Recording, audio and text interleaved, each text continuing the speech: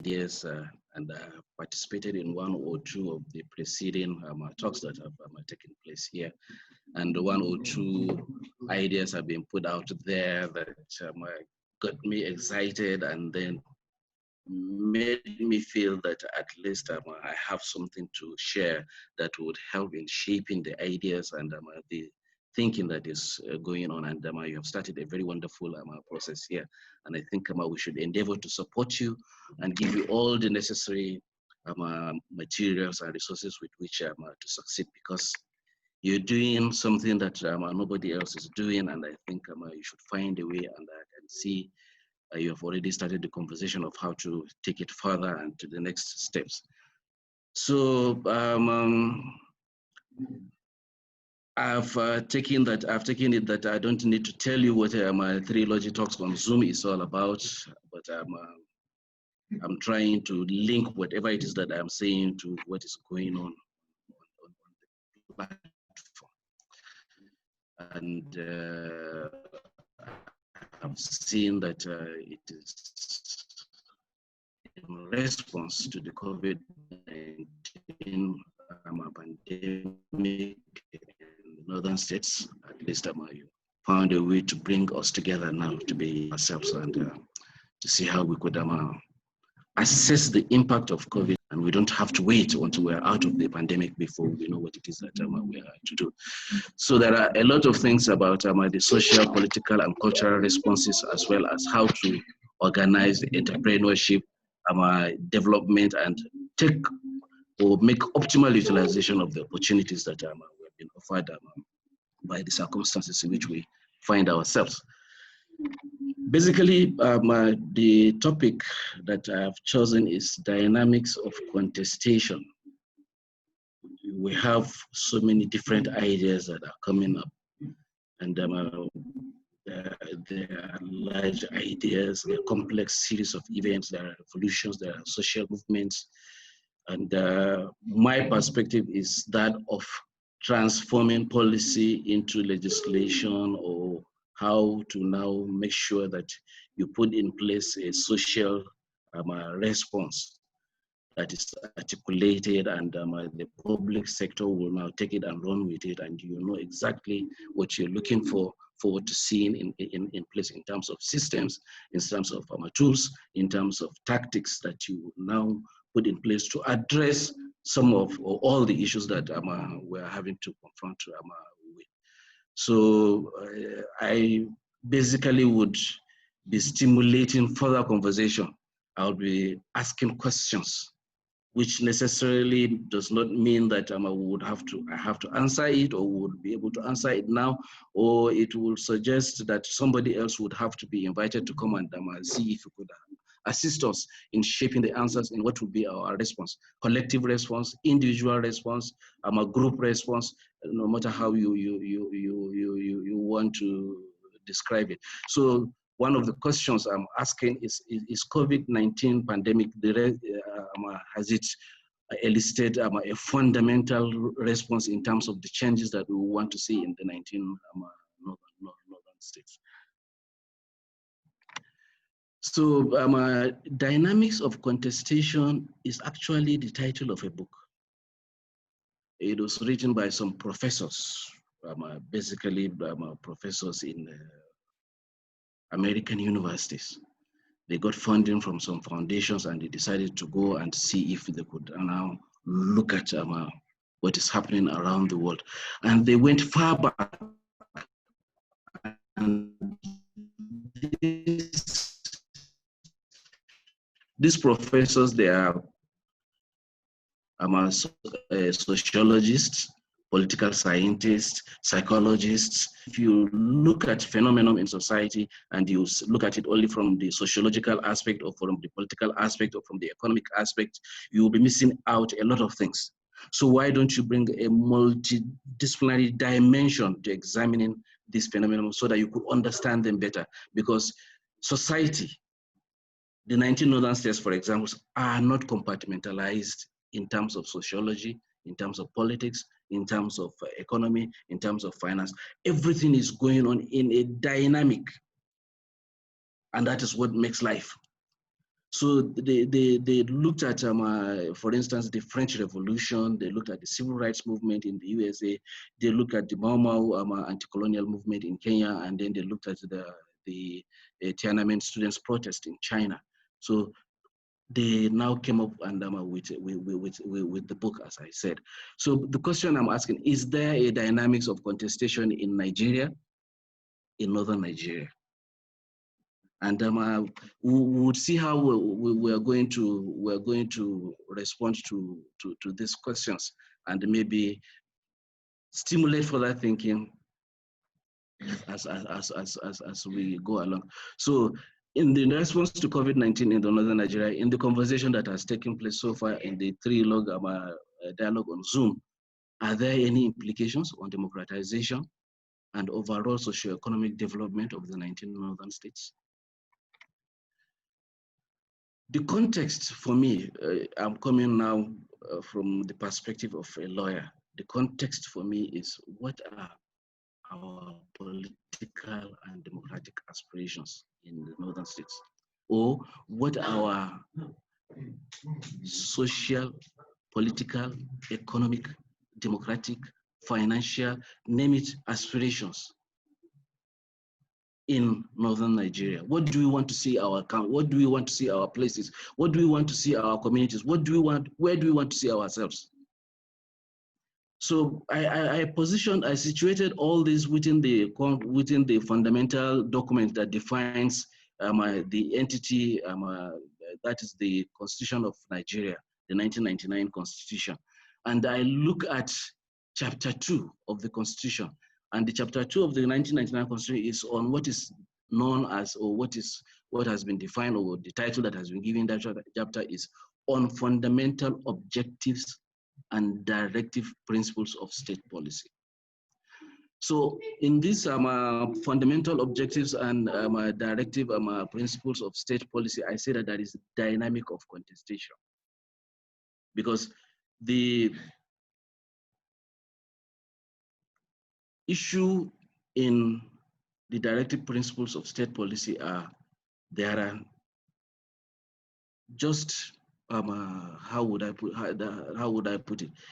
You find that societies or communities or governments are organized, and the common narrative now that we have come to face ourselves with is whether you are operating from a capitalist, neoliberal framework or paradigm, or you are operating from what is known as communist or a socialist paradigm. So these are the two major narratives now that are driving how you organize societies, how you organize their governments.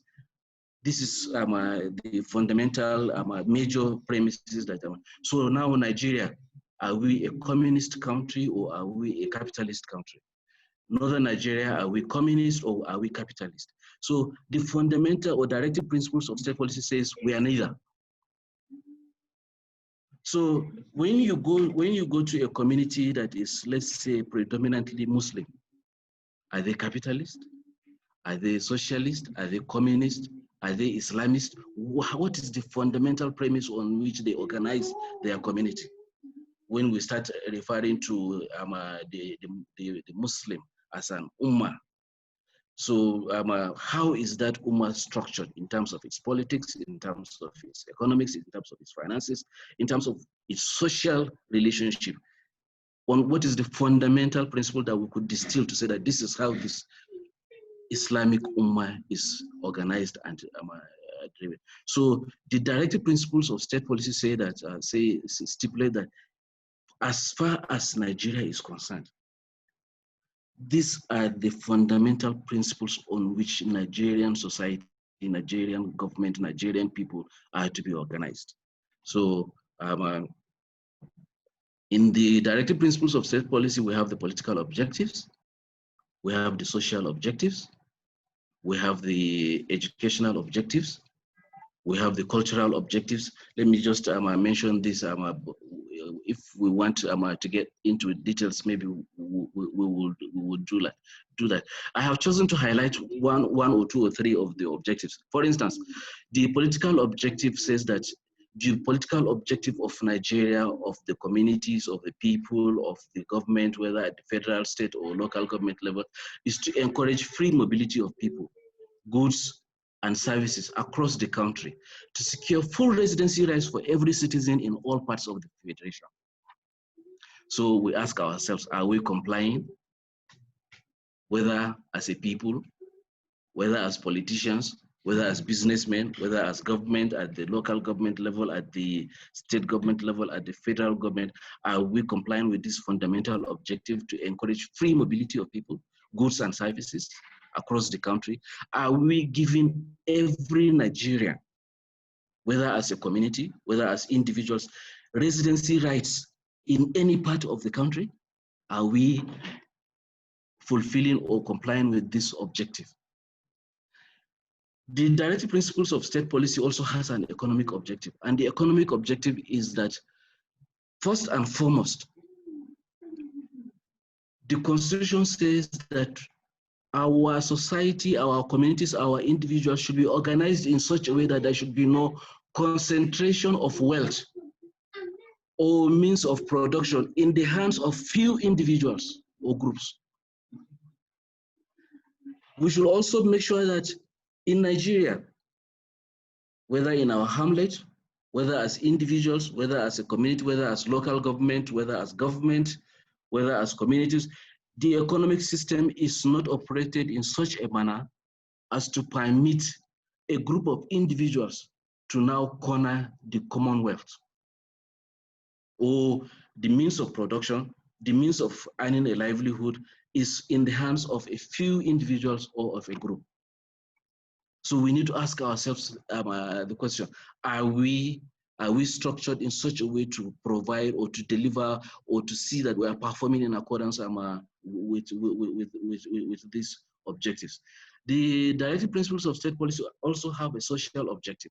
And the social objective is founded on the ideals of freedom, equality, and justice. And it itemizes or it enumerates one of the things that it thinks that should come under these social objectives.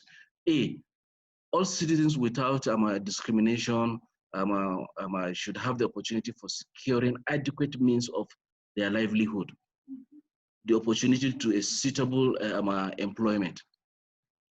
Conditions of work are just and humane. They are given opportunity for leisure and social, religious, and cultural activities. They have access to health, safety, welfare. They are not abused or endangered in any way. They have access to adequate medical and health facilities, equal pay, equal work. There is no discrimination on the basis of gender or any other ground whatsoever. And then children and the young persons and the aged are also protected against exploitation. We have social safety structures in place that provide assistance to people that are deserving or they are needy. And then the promotion of family life is encouraged. So again, we ask ourselves the question, how are we performing?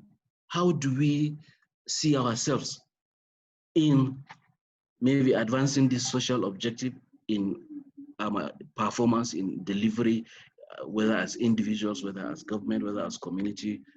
So you find that the Constitution did not leave it at that. The directive principles of state policy says that, or the Constitution stipulates that the federal, state, and local councils should put in place mechanisms to implement and ensure compliance with the directive principles of state policy. The Constitution itself now says that this function, delivery, performance, execution, is a function of available resources. Some people also say of the willingness of government to now go the extra mile to be willing to use those available resources to deliver on directive principles of state policy. So the Constitution itself stipulated that government shall, at when practicable, provide. So now you find that this is an area of contestation. Forgive me for saying it this way, an area of contestation for lawyers.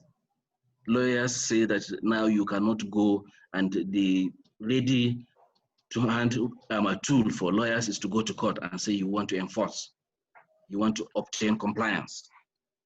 And then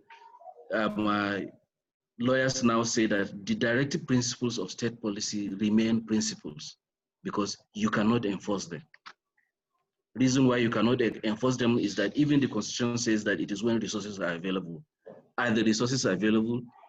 The public functionaries will always tell you that the resources are not available, so you cannot now compel them to deliver on healthcare services, on education services, on cultural services. They will tell you that they don't have the resources. So, and then when you go to the courts, other than the fact that they will now start by saying that the Constitution itself says that these directives are not enforceable, the courts will tell you that they will not give you a decision. They will not give you an order that they themselves will not have the capacity of enforcing or bringing about compliance. So the courts will ask you, what resources do they have? What tools, what mechanism do they have now for them to enforce compliance with the directive principles of state policy? So this is an area now of contestation. But you find that even though I say that it is lawyers that now bring up this argument, it is more than a legal argument. Because government, the Constitution is not designed for itself. Government are not designed for government alone. That is something that the entire society, Nigeria in its entirety, and that is why the Constitution says we the people, even though there is another argument, I don't think that needs to detain us, whether it is we the people that actually crafted the Constitution, but the Constitution says we the people. So it is assumed, it is presumed that it is we that came together and reached this consensus that we cannot govern ourselves directly. It will be chaotic. It will be impossible. So we decided to cede that discretionary or prerogative that we have, that is inherently in us, to a group of individuals that should be able to now discharge this responsibility as our agents. So since it is we the people that decided that we have put in place a structure, a mechanism that is known as government to act on our behalf, then when it comes to directive principles of state policy, are we that powerless that we cannot now ask the government or the apparatus, the public office holders, the civil servants that, hey, wait a moment, we didn't delegate or confer with you or assign to you these powers that are naturally ours for you to now go and do anything that you like. We could as well use these directive principles of state policy to now say, look, you would have to be accountable. You would have to perform. And these are the tools, these are the yardstick that we're going to use to assess whether you are performing, you are delivering on the mandate that we have given you. So it is on these premises that I felt that we could use, or we could look at the Human Development Reports. And I looked at the first Human Development Report that was issued by UNDP in 1990. And in the foreword to that first Human Development Report, the administrator of UNDP said that the decade of the 1990s witnessed a lot of democratization. So many countries that were not democratic were now becoming democratic. Again, now, I don't think we need to detain ourselves on the understanding or defining what is democratic. What is the point of reference that you will use to identify what is democratic and what is not democratic? Because again, globally, we have been taken by this narrative that it is only what is coming from the Anglo-American tradition or the European tradition that is democratic. There are people that are vehemently opposed to this narrative of what is democratic. So I don't want us to detain ourselves with that, because UNDP is a global institution, and people are interrogating when UNDP say this is democratic. They now interrogate that and contest it. So this is also an area of dynamic of contestation. What do you describe as democratic? The same way now, again, in this same forward, the administration of UNDP is saying people are beginning to take charge of their own destiny. And therefore, they are now trying to say, this is what we say is our purpose. This is what we say should be seen as we are either making progress, we are going towards the milestones or goalposts of development. Again, this is also an area of dynamic of contestation. What is development? I was involved. Let me just give this anecdote. I was involved in a policy conversation around how do you bring about development in rural areas, and somebody was saying that, okay, let's look at the available statistics. The rural area that you want to go and provide development there, what is the telephone density in that rural area?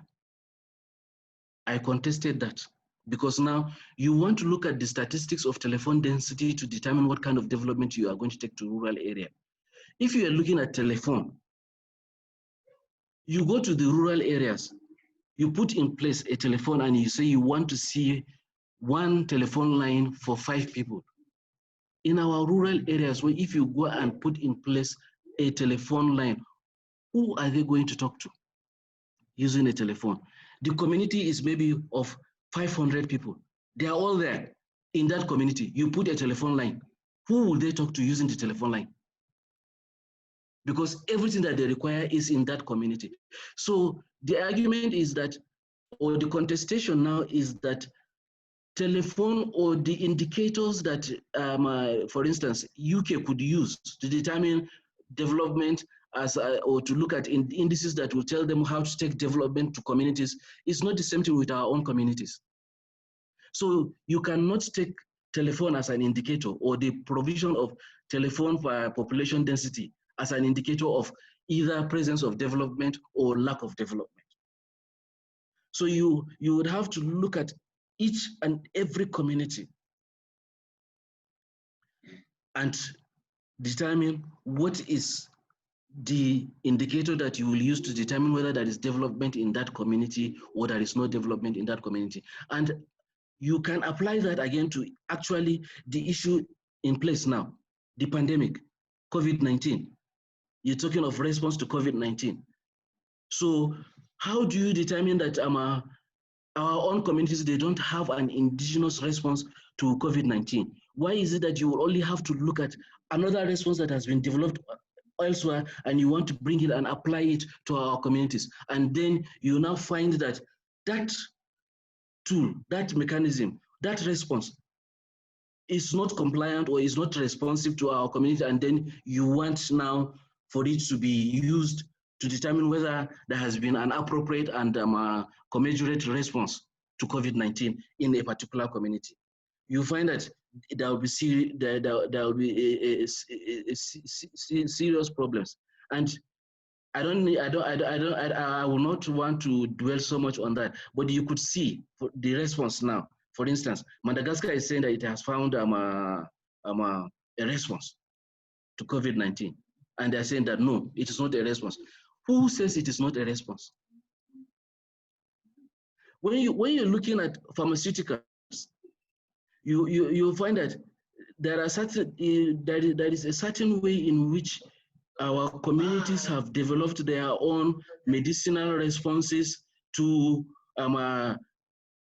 some things or emerging health hazards or risks that have emerged in their communities, and they have developed appropriate pharmaceutical responses to those issues that have affected them. So they are not without any resources to respond to COVID. So just because this response is community initiated, developed, and now you apply some sort of evaluation that is developed, or a point that has its own terms of reference that they've developed in another paradigm.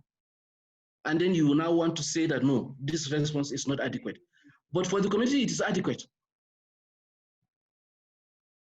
Let me speak in Hausa. Dukkanmu waɗanda suka tashi a ƙasar Hausa sun san jariri ana bashi bauri. But ungozaman da za ta bada bauri, when you ask her, why is she giving this bauri, she will tell you that, this bauri has so much efficacy in respect of so many things. She will start listing them for you. But you now go to Liverpool School of Tropical Medicine. They will tell you that, tell that Ungozoma to stop using bauri. But in the same Liverpool School of Tropical Medicine, they will start teaching our people antibiotics. And then all of a sudden you ask yourself, hey, wait a moment, what is bauri?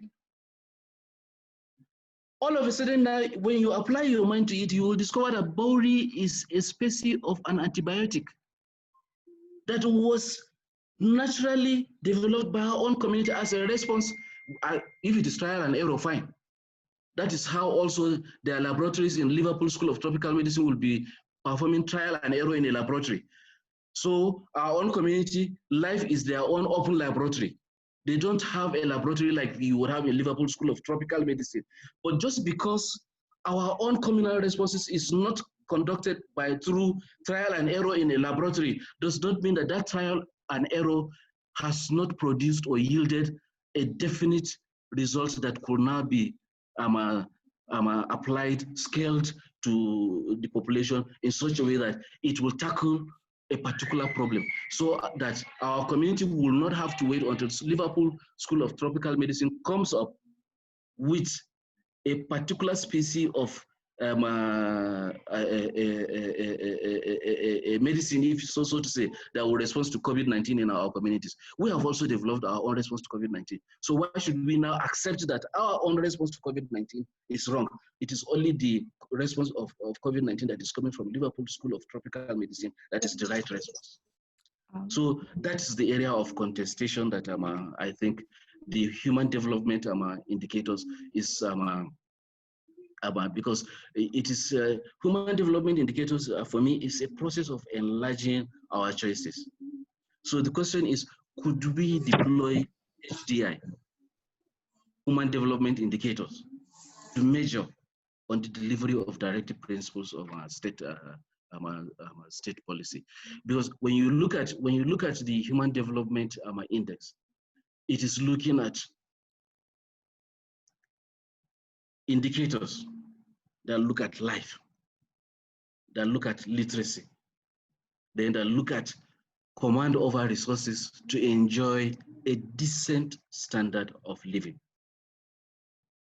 So the question is, could we draw a similarity to apply the Human Development Index to the directive principles of state policy in such a way that we could now survey, if we want, is it the 19 northern states?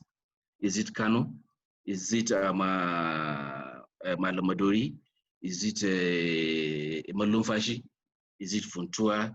Is it Kauranamoda? Wherever it is, could we now deploy human development indicators to go to these places and measure on the performance of our public, whether at the federal level, whether at the state level, whether at the local government level, or even as a community, on the delivery on directive principles of our state policy.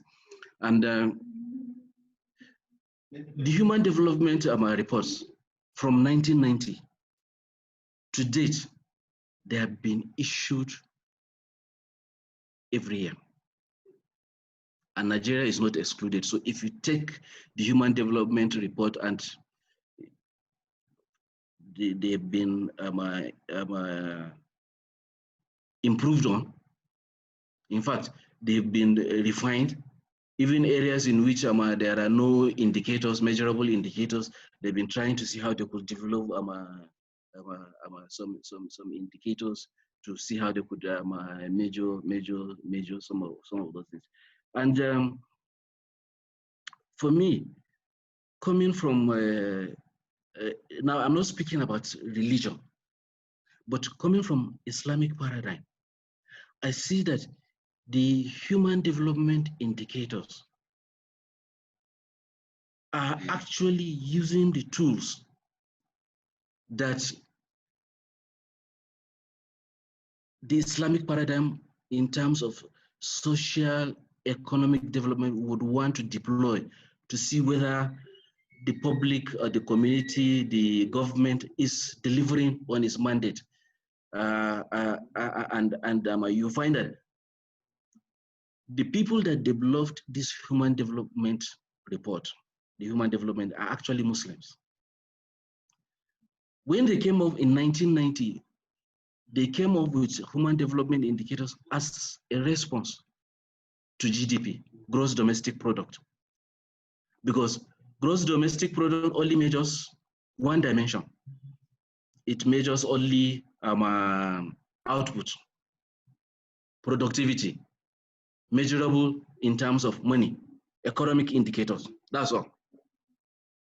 So, but human development indicator said, look, you can't just reduce human life to just one indicator.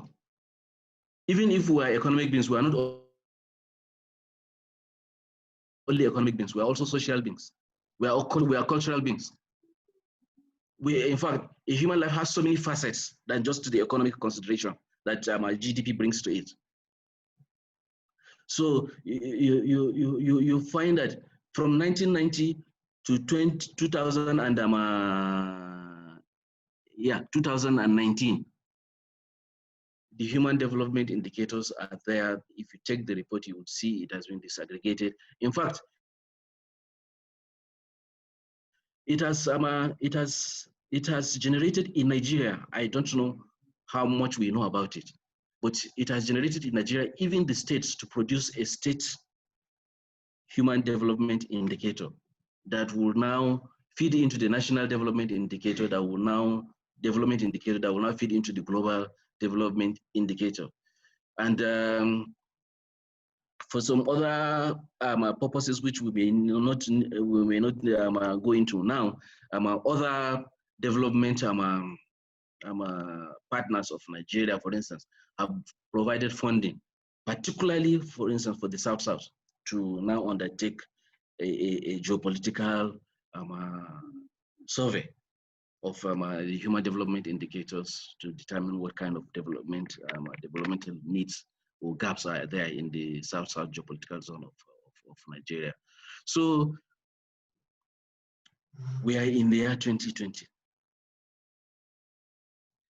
Across Nigeria, I have not noticed it in the 19 northern states. I have not seen it. Maybe Kaduna State is the only one out, but even Kaduna State, they have not done it in the way that I was hoping that they will do it. But Lagos State has done it. And what is it? What is this that I'm referring to?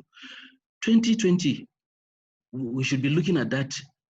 Yeah, we should be looking at it very, very well. 2020 is the beginning of a new decade.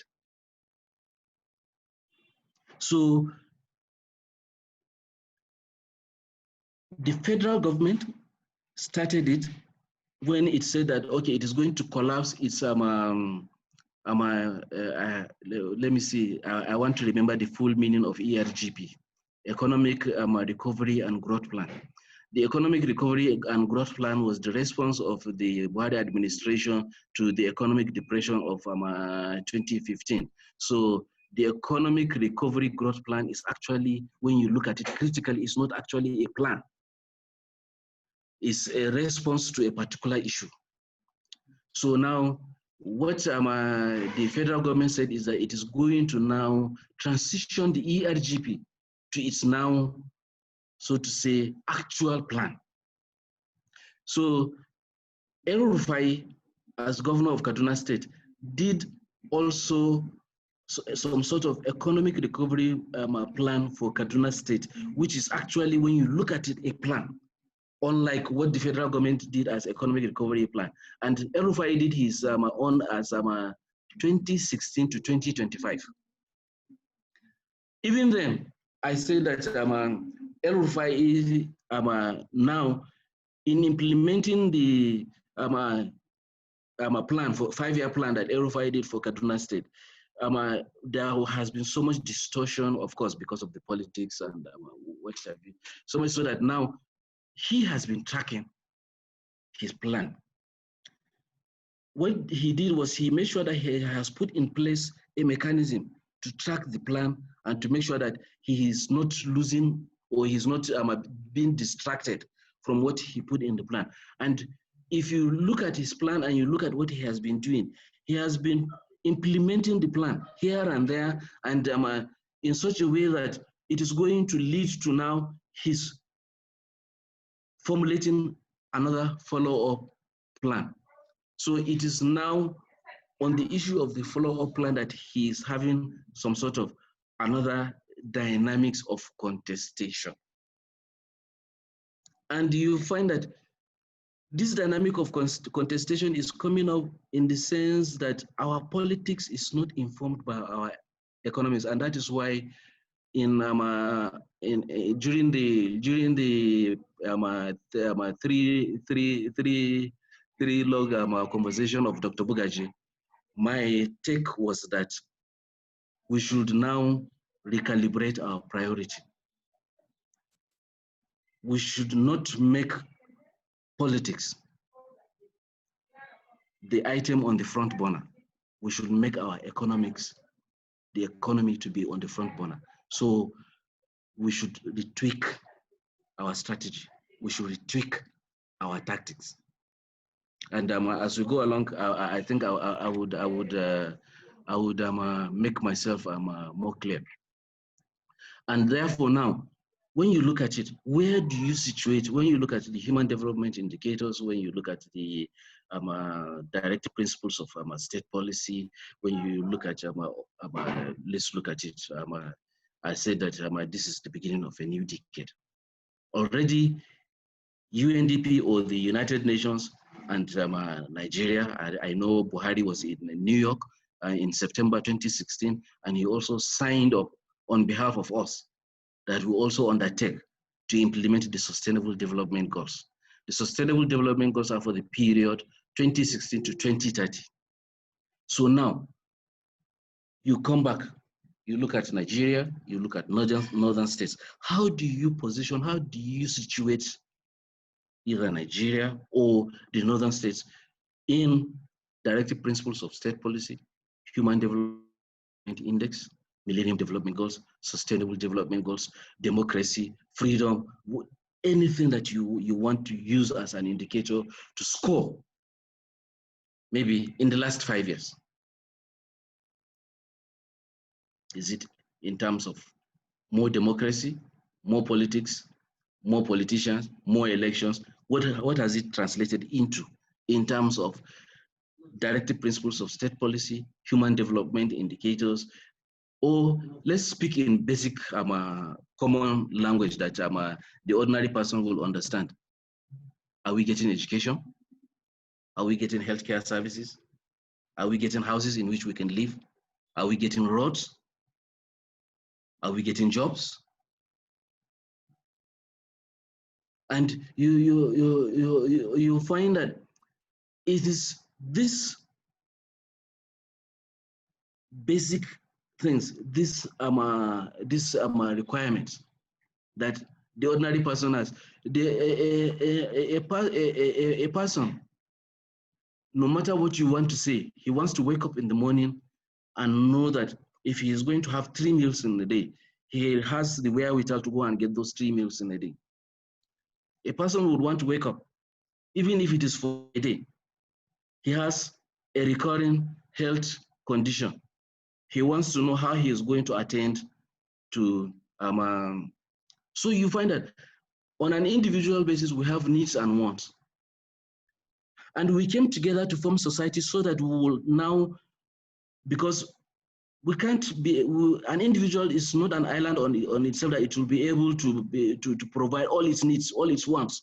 And that's why we gravitate towards our groups. We gravitate towards our communities. We gravitate towards hamlets. We gravitate towards settlements. Okay. Sorry, before we proceed on to the next couple of slides, I know the audience is kind of engaging and talking to me on the side, and I'm very curious to find out at this point of your presentation, what our audience is thinking about this topic. I know there's been one person waiting, especially on the sideline, Salim Usman, who has been waiting patiently to ask a question, just to jump in and get a bit of engagement and hear what our audience has to say on this topic. So just to jump in and to break things up a little, let's open the floor for Salim Usman if he has. Right. So Salim, you have the floor. Sorry, I commend the indefatigable effort of the guest lecturer. My question is, you made mention of a principle of state policy, which, if I'm not mistaken, you were talking about the classless society that doesn't have any segregation from the citizens, talking about inequality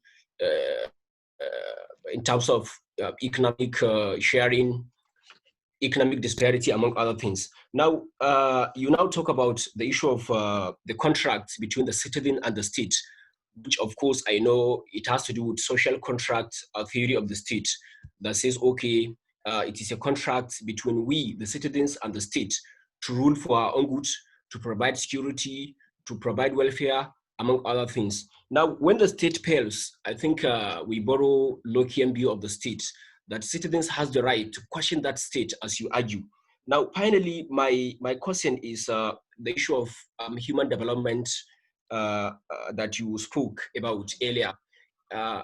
Don't you think that we could borrow the Deleuze's definition of development in his famous work, The Meaning of Development, published in 1973, that argues that for we to assess whether a state is developing or otherwise, he raised three fundamental questions. What has been happening to poverty in that country? What has been happening to unemployment in that country? And what has been happening to inequality in that country? Now, you made mention of something very important as regard to the northern Nigerian states, which you said, of course, ever since 1990s till date, we are far backward. Now, what does that have to do with democratization? Because you spoke about the issue of democratic or democratization. Now, could we say democracy has done nothing in Nigeria, or northern states rather? Because as far as I'm concerned, what is sadly lacking and badly needed is good representatives for the North. Because ever since the return to democratic setting in Nigeria in 1999, I guess majority of the leaders are from the North, and they have done nothing for the North.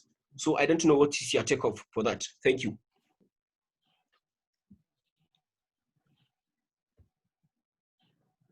Thank you for that input. So now we hand it back to the speaker to get his response to this particular question and see how it goes. Thank you. All right. You find that these are the dynamics. That is the issue I'm putting on the table. That is why I'm saying that, forgive me for saying this, I'm not presenting a lecture, so to say. I want to stimulate a conversation. And the question that you have raised is what I think I could answer it. I could give you ready-made answers to the questions that you have raised. But what I'm saying is that we should collectively undertake this kind of interrogation to reach a consensus on what we feel is our own answer to that question. So, for instance, you raised the issue of the social contract, and then now, for me, as a community, what is the content of that social contract?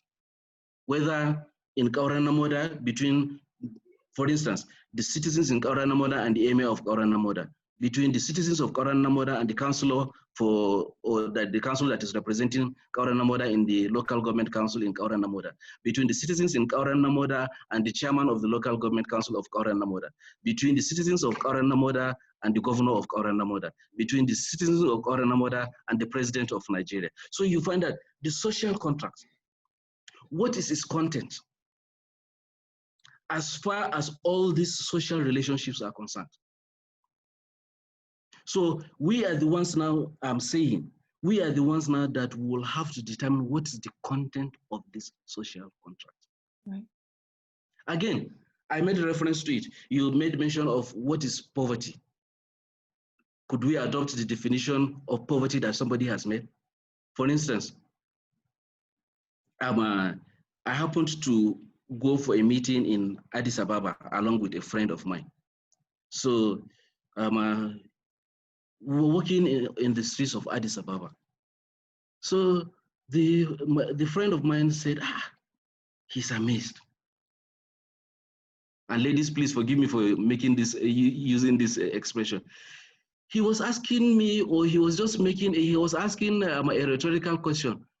Everybody says that Ethiopia is a poor country, backward and everything, but they have such beautiful women. And everybody is going to Ethiopia for one tourism or the other just to see the beautiful women of Ethiopia. And Ethiopia, they now said, so this is it. Ethiopian Airlines made a $192 million post-tax profit. So now you could see, you are describing Ethiopia as a poor country, but its airline made a post-tax profit of $192 million US in a country of 40 million people. What is the per capita? And they just utilized a resource that they are endowed with. They didn't succumb to the description or narratives that has been ascribed to them that they are poor because of other indices that somebody else is looking at to describe Ethiopia as a poor country. They didn't fall back on that to accept that, yes, they are poor. And then when you speak to Ethiopians, you find that, for instance, all this, what is it, food for aid, all these things that they say, look, because you carry pictures of Ethiopians that are hungry and suffering from lack of food and things like that, does not mean that Ethiopia, when we have famine, we don't have food. But sir, what I'm saying is that these things are apparently and obviously clear. The issue of poverty is not as if we are trying to use someone's definition or someone's way of conceptualizing underdevelopment within the context of Northern Nigerian state. These things are obviously and apparently clear. The poverty, we take even the Bureau for Statistics, we almost carry first position in terms of the issue of poverty, though maybe you might say that there are some element of politics rating the issue of poverty, but we can see it playing out when it comes to the issue of poverty, unemployment. I think these things are... So now what I'm saying is, if we are the ones that have developed and understood that we have measured poverty that way, we should also develop our own response to it. Yes, of course. Yes. So that's where I say now that is the dynamics of contestation, and that is what we are seeing. For me, that is what we are seeing in the northern states. Okay. It is that response now that is leading us now to insurgency, banditry, conflict, sectarian violence, antisocial vices, activities that indicate that dynamic of contestation in different parts of northern Nigeria. What's your take up? What's the way forward? Precisely. So that is what I'm saying now. What is the way forward? How do we now proceed? Because when you look at it, there is a study or there has been work that has been done. I don't have it ready to hand here. It is African Perspectives to Development. A conference was held in 1989 in Nairobi by African social scientists and some Scandinavian social scientists, not Anglo-Americans or French or Germans, Scandinavian countries. And they kind of came up with a criteria of how do you measure civilization? How do you measure economic development? How do you, a new way of measuring it. And they applied it now, for instance, to the area that covers, now not northern Nigeria, but the area that covers Sokoto Caliphate. And you know, that area is not only in northern Nigeria. It falls into the Republic of Niger, Republic of Benin, up to some people say even up to Burkina Faso. So in that area that was under the Sokoto Caliphate, geographic area that was under the Sokoto Caliphate, applying these indicators, these indices that these social scientists applied, before 1884, for a period of 50 years, there was no food scarcity in Sokoto Caliphate. So that meant the system, the structure of public administration was such that it delivered on this directive principle that all citizens within that geographical area, territory, must not sleep hungry. So for a period of 50 years, of course, they deployed the tools that they sent surveyor, enumerators, everything to go into those communities now and get statistics, reports, do verbal autopsies, name it, all sorts of things. And they brought in other social scientists from universities in Canada. They went into the field. So it is not like an anecdotal effort or research that they have undertaken just by sitting on their desk to come up with this. They established that 50 years. Constraints. So yeah. Go ahead. I'm listening. No, I'm just saying, I'm just conscious of our time constraints. So okay. So we can get questions because we have a few eager questions. All right. Okay. All right.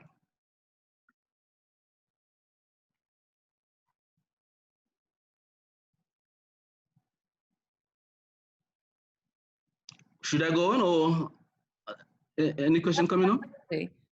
We have a few questions. We'll hold on for now and let us talk through the discussions on the slides, and then we'll open the floor for further questions. Okay. What I will do is let me just go to the areas in which now I would speak to the response that I'm saying. Let me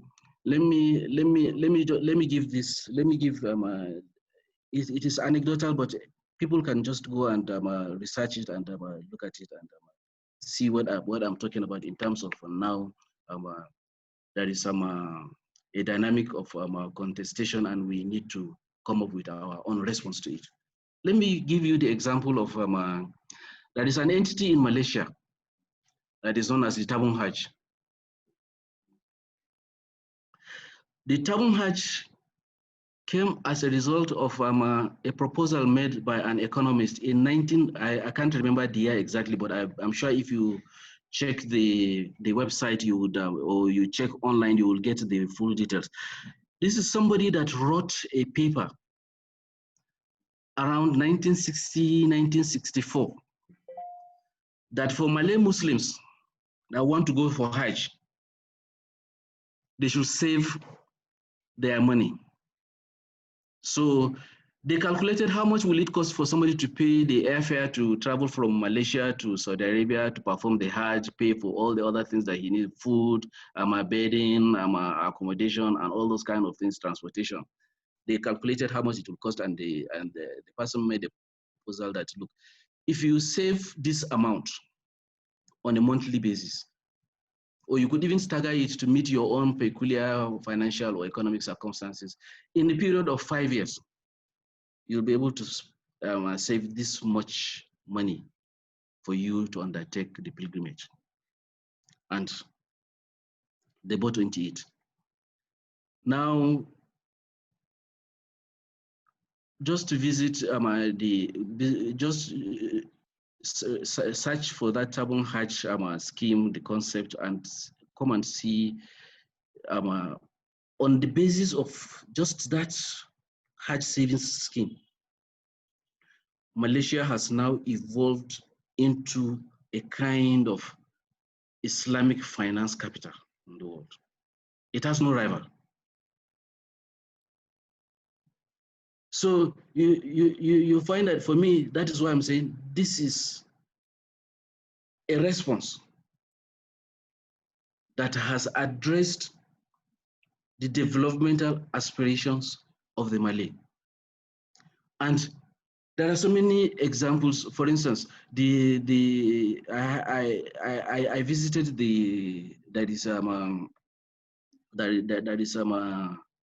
a Muslim organization in South Africa.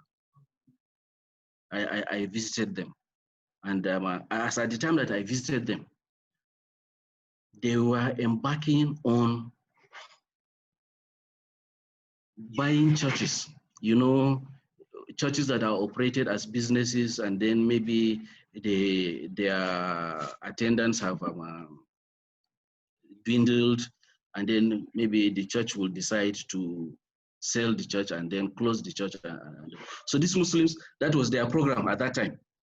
And why was it their program? Was that if they apply, because this is post 9/11, if they apply to the South African authorities that they want to establish a Muslim worship center, they will not be given the license. But if they see a church, they buy it. So it already has the license for a worship, as a place of worship. So they don't need to start the processes of acquiring a license that they will be denied. Mm-hmm.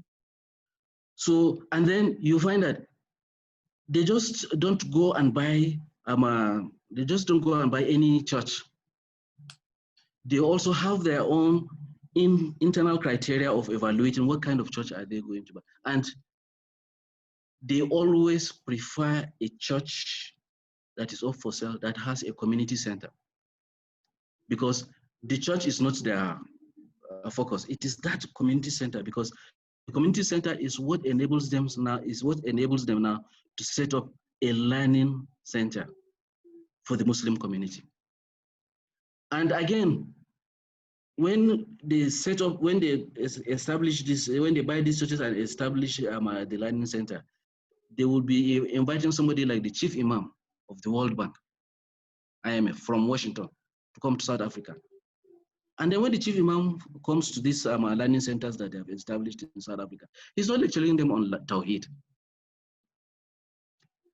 He is teaching them the rudiments of organizing microfinance institutions, microfinance unions, microfinance businesses. So much so that today, when you are looking for a halal restaurant, you are looking for a halal car sales, you are looking for a takaful insurance, you are looking for a Sharia compliant investment outfit, you go to South Africa. The Muslim community in South Africa, they are so, how would I put it? They are an ecosystem of themselves. They provide whatever it is that they don't care about government. So much so that you find that it is government now, because of the nature of politics in South Africa, it is government that is picking Muslims and putting them in public office so that they could deploy the same techniques, the same resources that they want to dislodge the apartheid legacy. It is only these Muslims that have the skills and the wherewithal to know how to enable them now to dislodge that apartheid infrastructure that has been put in place to be replaced with something that is more amenable to the South African community. So there are so many examples like that. Here in Nigeria. Okay, sir. Yeah. Okay, sir. Sorry for intruding again. I think to sum it off, I suggest that we stop employing borrowed paradigm in Nigeria, for example, like democracy. I can say is a borrowed paradigm. The so-called West, maybe if we're talking about Orientalism of Samuel Huntington's school of thought, for example, the so-called democracy has been there for hundreds of years in America, for example, and they take a look at their history, the historical background of their country, their culture, and everything that has to do with their country before they came up with democracy. So I strongly urge that we should equally emulate them in looking at our own historical background, our culture, for example, our religion, and what have you, before we come up with any system. And of course, in tackling the pandemic, COVID-19, as you argue on the course of your discussion. Now, the whole idea relies, Binat, on the issue of biopolitics and biopower of the state. Now, state now use its own coercive apparatus to force people maybe to impose lockdown and other things, but at the detriment of people, because people we are suffering from hunger, you know, a lot of things that, I mean, all of us know that, of course, state ought to have provide food and other things for citizens before they impose that lockdown. So the point I'm trying to make here is we should stop doing borrowed paradigm in Nigeria, because we look at the Chinese virus. Of course, it started somewhere from Wuhan in China, and of course they are free from COVID-19 today, and some Western countries. But in Nigeria, unfortunately, every day the number of COVID-19 is increasing. I mean, the number of COVID-19. I mean, the number is. Right. Yeah. Thank you for that. And for giving your perspective on that. Let's let the speaker finish this talk so we can open the floor for questions from other participants who have been patiently waiting. Thank you. I suppose we're quite close to the end of the presentation. So, sorry, I understand what he's trying to say about not using borrowed paradigm. Continue. Right. Let's yeah.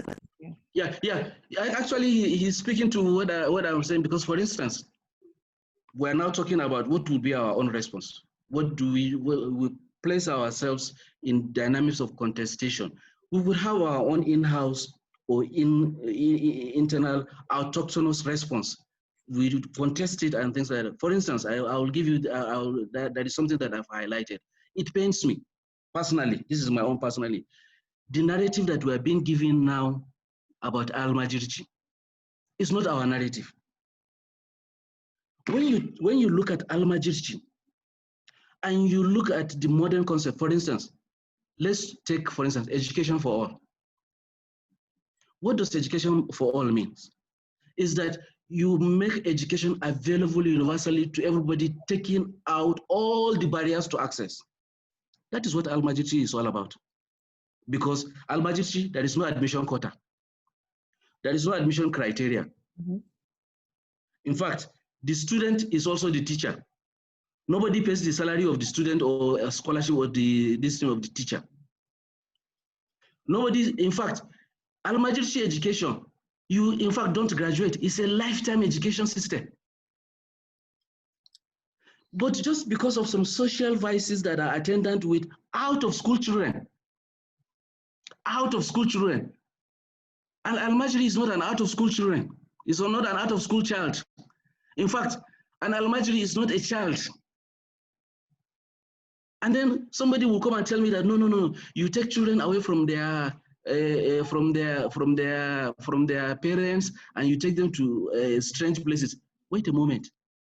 Right here and now, today, even though today is a Saturday and it is a holiday period, but there are students, girls, between the ages of 12 and 13 that will be put in buses from Sokoto to be taken to a secondary school in Yola. And you tell me that is not taking them away from their parents. Right. What are they going there to do in Yola? Taking from Sokoto?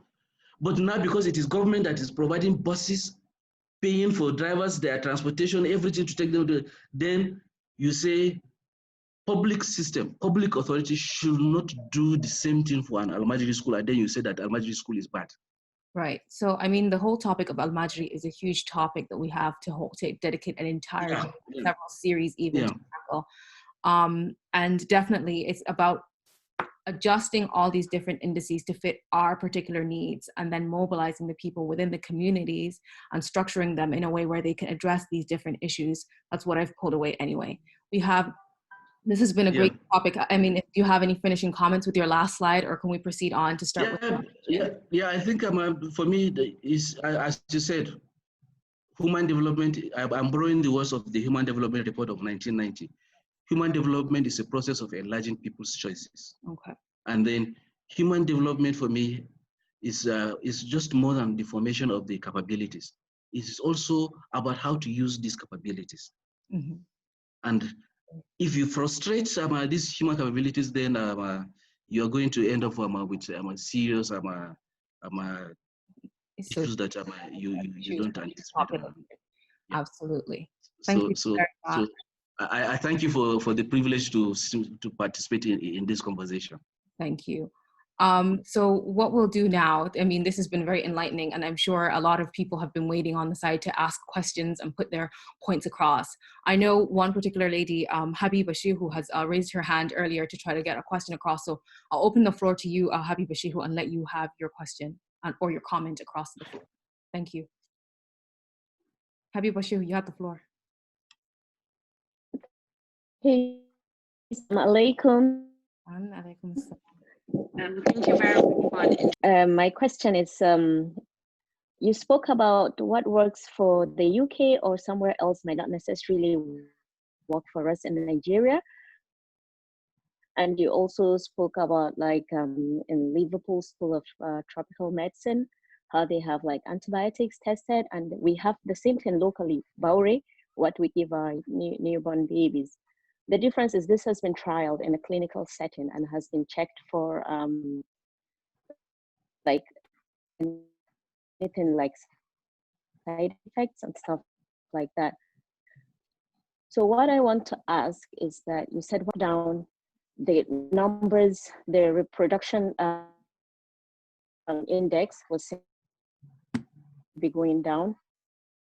Number of deaths was seen to be going down in the northern states. We need a massive paradigm shift. So why can't we copy the paradigm of these nations that have a system that has been tested and tried? So I want you to explain to me what we are doing. Have we even in the northern states or in Nigeria as a whole, have we come up with something that is uniquely ours in fighting COVID-19? Or are we just picking from here, picking from there, and then at the end of the day, we're getting confused? Because to be honest, I don't even know what exactly is happening. I can hear a lot of cases, a lot of deaths in Kano, and they are being blamed on the heat. Kano has been in heat since I was born there more than 35 years ago. So heat can start just killing people randomly now. So I want to know what exactly are we doing? One, two, what kind of, can we copy the paradigm of nations that have done something and it has worked for them? Thank you. Thank you, Habiba, for that question. Just to drop my little comment in there, I suppose in everything, if there's already an established system that works for someone, I suppose don't try to reinvent the entire wheel. Why don't you take what's already there and shift it to fit your needs? But that's just my 2 cents. We'll open the floor for the speaker to put his spin on that. Thank you. This is the beauty of this conversation. You come to the table, you now bring up or present your perspective. And this leads to cross-fertilization of idea. So the same thing. When I say somebody's paradigm may not fit ours, I'm not against, in fact, that is what civilization is all about. There is no civilization that is an island of its own. It borrows from another civilization, it copies, it adapts, it modifies, and then it uses the way it is applicable or situated within its own context. This response to COVID-19, let me give you another anecdotal evidence. In the US, the highest area of mortality is in the African American community and in the indigenous Choctaw communities, the Indian Americans, the indigenous communities. That is where you have the highest area of mortality. Now, they approach a healthcare center, they are turned away because the attendants in the healthcare facility, they are afraid of being infected by COVID-19. But what is it that is compelling this population of African Americans and Indians to approach healthcare facilities? It's not COVID-19, it's other pre-existing conditions. Maybe it is diabetes, somebody is going into coma, something else, but it's not COVID-19. But as they approach a hospital because there is a COVID-19 pandemic and lockdown, they are turned away. So just like in Kano, as it's been explained, you discover that maybe the death is because you have imposed a lockdown. There is no access to healthcare services other than if you are showing signs of COVID-19 symptoms, then you are turned away. Mm-hmm. Epileptic seizure of COVID-19, but it's epileptic seizure, and he's not attended to. He's not being given rapid response support. He dies. Okay, but mm-hmm. So you find that in these communities now, in African American communities and these Indian communities, they said they are not mobilizing. They call it community engagement. So they say, okay, look, you have restricted movement. We are not going to, within the neighborhood, we will try to know ourselves, try to understand what is it that we need, what resources are available to us that we could provide to each other.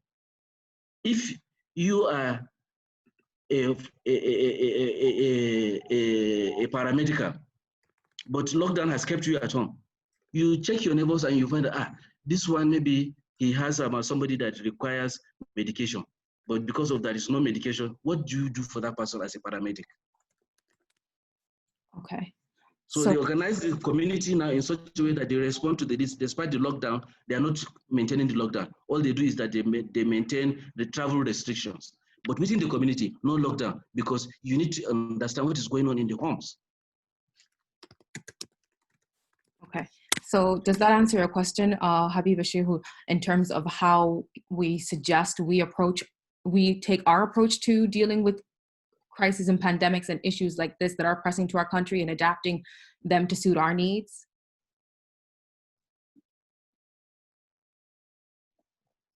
I think the line is for... Yes, but I still think, like you said, we're still here to learn. And I still think that we need a lot of paradigm shift.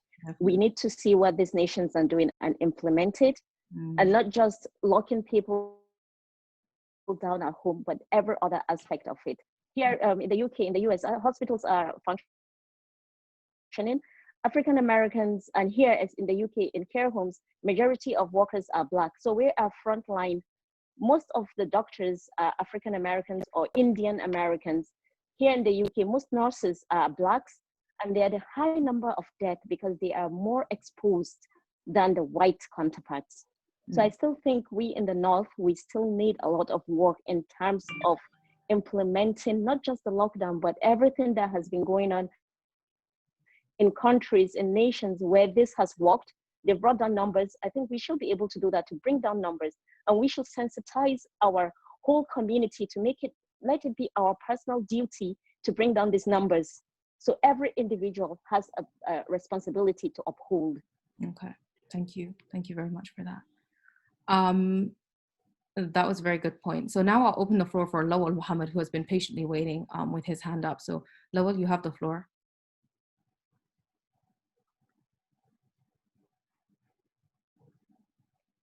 Okay, thank you, Fatima. I think it has already been a very interesting conversation. And I would like to thank Malam Aminu for coming to have this conversation, because it is something that quite often we talk about in the background, but not too many people, especially of his caliber, are willing to come out and admit and say the things he's saying here today. So thank you, Malam Aminu. I just want to raise a small question for you, because you've touched on it. The question of HDI, I think generally the question of development is a lot about the issue of context, right? So I hold the same view with you that we need to develop our own solution tailored to our own context, because what works in the UK probably will not work in Nigeria, in the youth, is far better than the city center of Kaduna. You know, so what works in a village in the UK doesn't at all resemble what will be, you know, the solution in a village in Nigeria. Right. And I have always argued this, that we have been sold the wrong definition of what development is. Development is simply service delivery and boils down to how it improves the lives of individuals that are within a community or within a nation. Now, my question is this: in your view, how do you think we should go about changing the narrative amongst our people on what development is?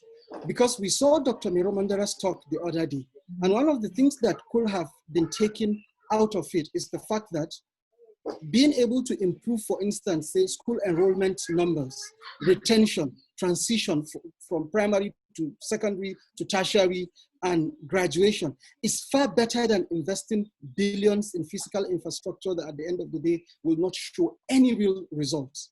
Right. So how do we begin to change this narrative of development being outcomes rather than inputs in terms of how we work in Nigeria? Because that seems to be the major problem for us.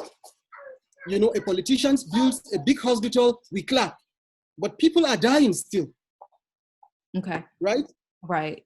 I understand your question. We'll hand the floor to the guest to give his input, and I think there's something interesting to gain out of this particular question.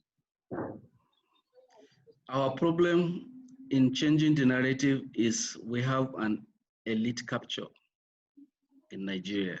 So you find that most of the things that we take to be public policy is not actually public policy, it is elite policy. True. So you find that for me, changing the narrative as far as our communities are concerned is not a difficult thing. It's not a going to the moon kind of exercise. Rather, for me, it is our elite that we really need to have their mindsets.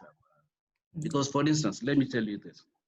I've worked, as I said in my bio, I have been the Solicitor General, and I have also assisted the state government in terms of changing its procurement systems. Now, this point that you have made, our education system, when you build a school, you want to see that it's not just the four walls that deliver education. Mm-hmm. There has to be teachers, and then there has to be learning materials. Mm-hmm. So you find that that is the area of procurement. Building the school, the learning materials, textbooks, name it, chalk, exercise books, name it. That is, okay. Right. So that is now. So now, how do you determine where to site a school? Is you look at the population. For instance, you get the census of a local government. You get the population census report from the National Census Population Commission. They tell you that, okay, in this local government area, there are 100,000 people. 30,000 are boys. You know, they give you all the disaggregated indicators of the population. And you find that maybe you have 10,000 between the age of 8 and 9, and then you say, oh, this cluster requires a school. You find that maybe the Commissioner for Education or the governor will not look at that indicator to now say this is where he is going to site the school. He will decide to site a school maybe at the back of his house. Okay. So you find that the decision now, you find that the community, you can go and talk to them and say, you need a school here. They are not the ones now that will take the decision of where to site the school, what kind of school is it going to be, what materials are going to be. It's somebody else that will take that decision. And I think that's what we learned from one of our talks. It's the disconnect really between our leadership and the actual community itself. In the leadership getting in the community, understanding how it functions, aligning with the traditional leaders and aligning with the people and building the trust, and then taking in their input to actually implement change that will make a difference for the people. And I think that's what we keep coming back to, that disconnect between our leadership and our communities. Okay. And then I think your question was, how do we redefine development in Northern Nigeria? And I think it is in that paradigm shift, not only of the people, but of the leaders. And these are only my thoughts on this particular topic from what we pulled up, but it's about getting our leaders to understand that, yes, there are pre-existing rules and standards. For example, the indices for human development, like life expectancy, like literacy, and what was it, command over resources. Those are standards that have worked for other countries around the world. And when it comes down to it, sure, it's worked for others, but how do you take that and adopt it to fit you, the demands of your people? And I think that's what we keep coming back to in these conversations. But I'm very curious to hear what other people have to say regarding this topic. We've had Mohammed Jamil Labaran asking this question. I hope your question was answered. Thank you. You have the floor. Okay, thank you very much, Fatima. And thank you, Malam Aminu, for this insightful conversation and presentation.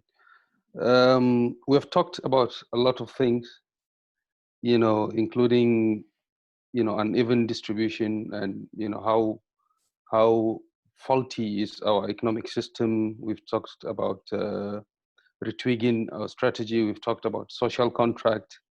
We've talked about poverty, unemployment, inequality, and other problems we have in the North.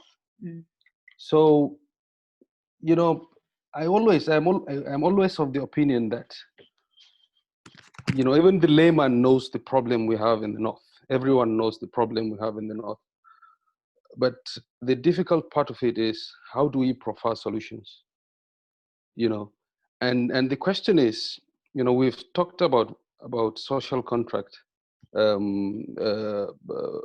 exhaustively. So who do you think is responsible for changing this negative narrative of poverty, of unemployment? Who is responsible for that? Is it solely the government, or individuals like us, think tanks like ours and stuff like that would be of help? And how do we go about doing that? I have some examples. We predominantly, the Northern Nigeria is Muslim. We have the issue of zakat, for instance. That's built us. Even some non-Muslims, have attested to that zakat is the best way of sharing, wealth from the higher to the lower, and to have even distribution of wealth. So where are we, with the issue of endowment, for instance, waqf? When you go to Turkey, they normally say it's only in Turkey that somebody would be given birth to in an endowment hospital, and he would go to a primary school of endowment, he would go to secondary school, he would go to university, and he would go to a hospital, and he would be buried in a graveyard, provided by endowment fund. So whose responsibility is it? And if we know whose responsibility is it, how do we go about it as individuals to change this narrative? And how do we change it, in a nutshell?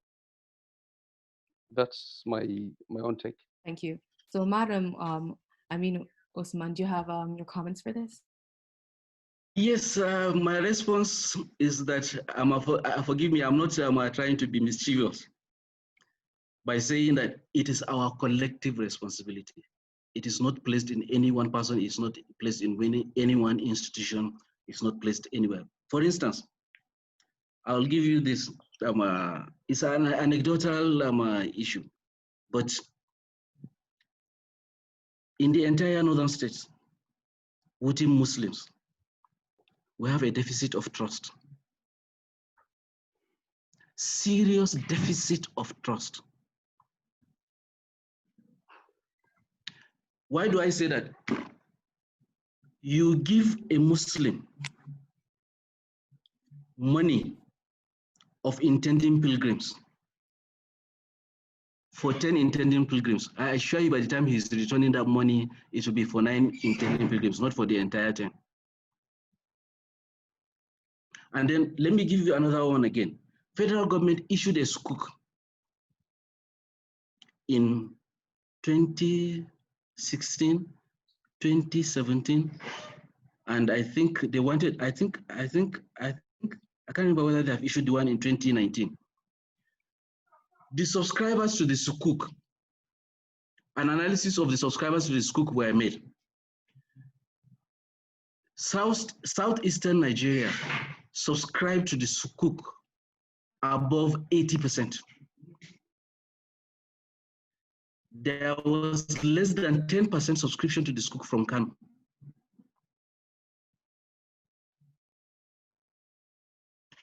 So this concept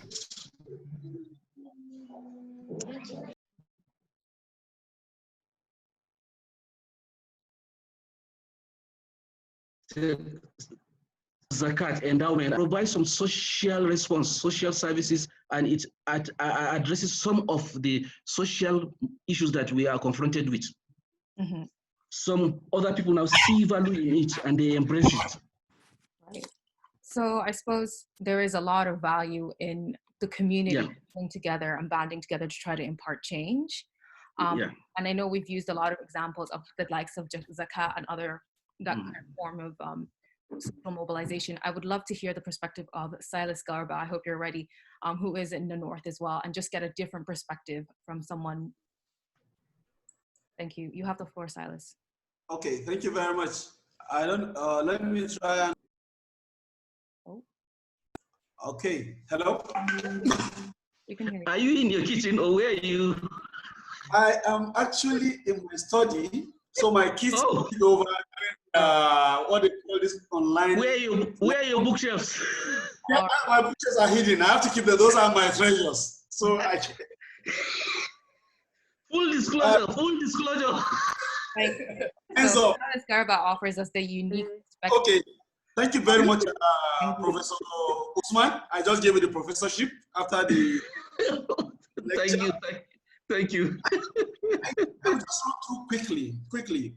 For me, I'm just looking at a couple of, this is a fantastic topic. If people don't understand this issue of contestation, because that is when you begin to redefine concept and where you find yourself. Right. And unless you redefine it right, you can't find solution. So for example, when you talk about contestation, I just want to add more. Look at contestation between democracy and development. I keep asking myself, can we sincerely develop in the context of what we call human rights as defined in the West, in the concept of democracy as currently defined, and match it with development? Now I have my answers, but I'm not willing to go to prison, so I will keep it. Another one is, there's a balance we think we need to have between our need for development and how we commit to international treaty. You know, sometimes we go begging cap in hand, and let me give you a simple example. We need electricity to develop. I think that is, there's no question about it. And then we go about signing a whole lot of treaties without checking how to balance that with us. So we have so much, for example, climate change obligations, whereas our carbon footprint is almost non-existent. So first, we need to find fire. We need to find power. Either it be firewood or nuclear warhead, whatever way we need to get that power, we should. But when you come back to us, all the guys developing those rules, check the breakdown of their power. This is Germany, China, Russia. They are all high on what they call it, unsustainable power. They are very much high first on coal, which they built over the years. So what they did is they don't develop new coal. Now here we are, tying our hands, tying our hearts behind our back, and then we are screaming. I think we need to rethink that and balance it and find ourselves saving the world. But we have to eat for today. Quickly, I think another thing I will not on contestation, it was a question of our dispute resolution approach. You said something about law, constitutionalism. I just want to ask something there. You know, we came in, I'm a lawyer, by the way, by the background, I'm your junior colleague by far. So we came in with this adversarial approach to justice. And then it was after the whole long journey when we have our own mediation system in Africa, which is an inclusive system. It was after the whole 360 journey, they came back and told us how mediation is very good. Okay. I know the Chief Justice of Kaduna State, Justice Bello, I think when I was doing my attachment, you used to be, I know you accused me whenever he sees me, he used to be my very good friend when he was in Zaria. And he told me he went to the first conference and he dropped the conference paper and came back home. That he is like the 7th generation judge in his family. That this thing they call mediation is nothing new to us as Africans. Okay. They stole it away, gave us, so we need to, let me give another example. You have the inclusive justice, for example, in Islam, where the voice of the victim is inclusive in finding justice, or the victim's family. When you come today in the correct criminal system, they will tell you it's the state against the criminal. There's no even factor of restitution. And restitution is actually clear if you look at it both in Islam and even in Christianity. In fact, when you steal, the first justice is that restore what you stole. In fact, you need to add more on top of what you stole, and then before you start having the punishment. So then finally, sorry, can I give you just one word, please? Okay. One word. The one we talk about definition of poverty is key. So it's overflowed. So I'll just make a comment about what I think is how we apply it. Okay. So there's an extreme saying we need to define ourselves. So yes, we need to define it. But it's also another extreme that we can't borrow. I think we should borrow. There is no development without borrowing. The whole civilization borrowed from each other. The West borrowed extensively from Islamic development. Islam also borrowed extensively when it took over Northern Africa. And then, of course, US borrowed massively from the West, so from Europe. And then we also, unfortunately, borrowed without the development. So I think what we need is that when we change the narrative, it helps us to define the problem carefully, helps us to define our solution rightly, and help us to borrow the right things and then adapt. Thank you. That is my thinking. And in this way now, we need to have our own data. Mm-hmm. We need to respect our own in-house, what they call the academics system. We need to, because the guys right in the university and that thing all got dubbed up. I also want to say thank you very much. And my shout out to Oga Murtala and you. Thank you. Good afternoon, sir. Great. That was a lot of information, and I'm sure there's a lot for us to pick from there.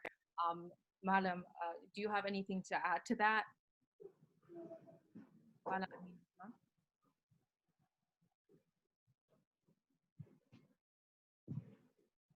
Sorry.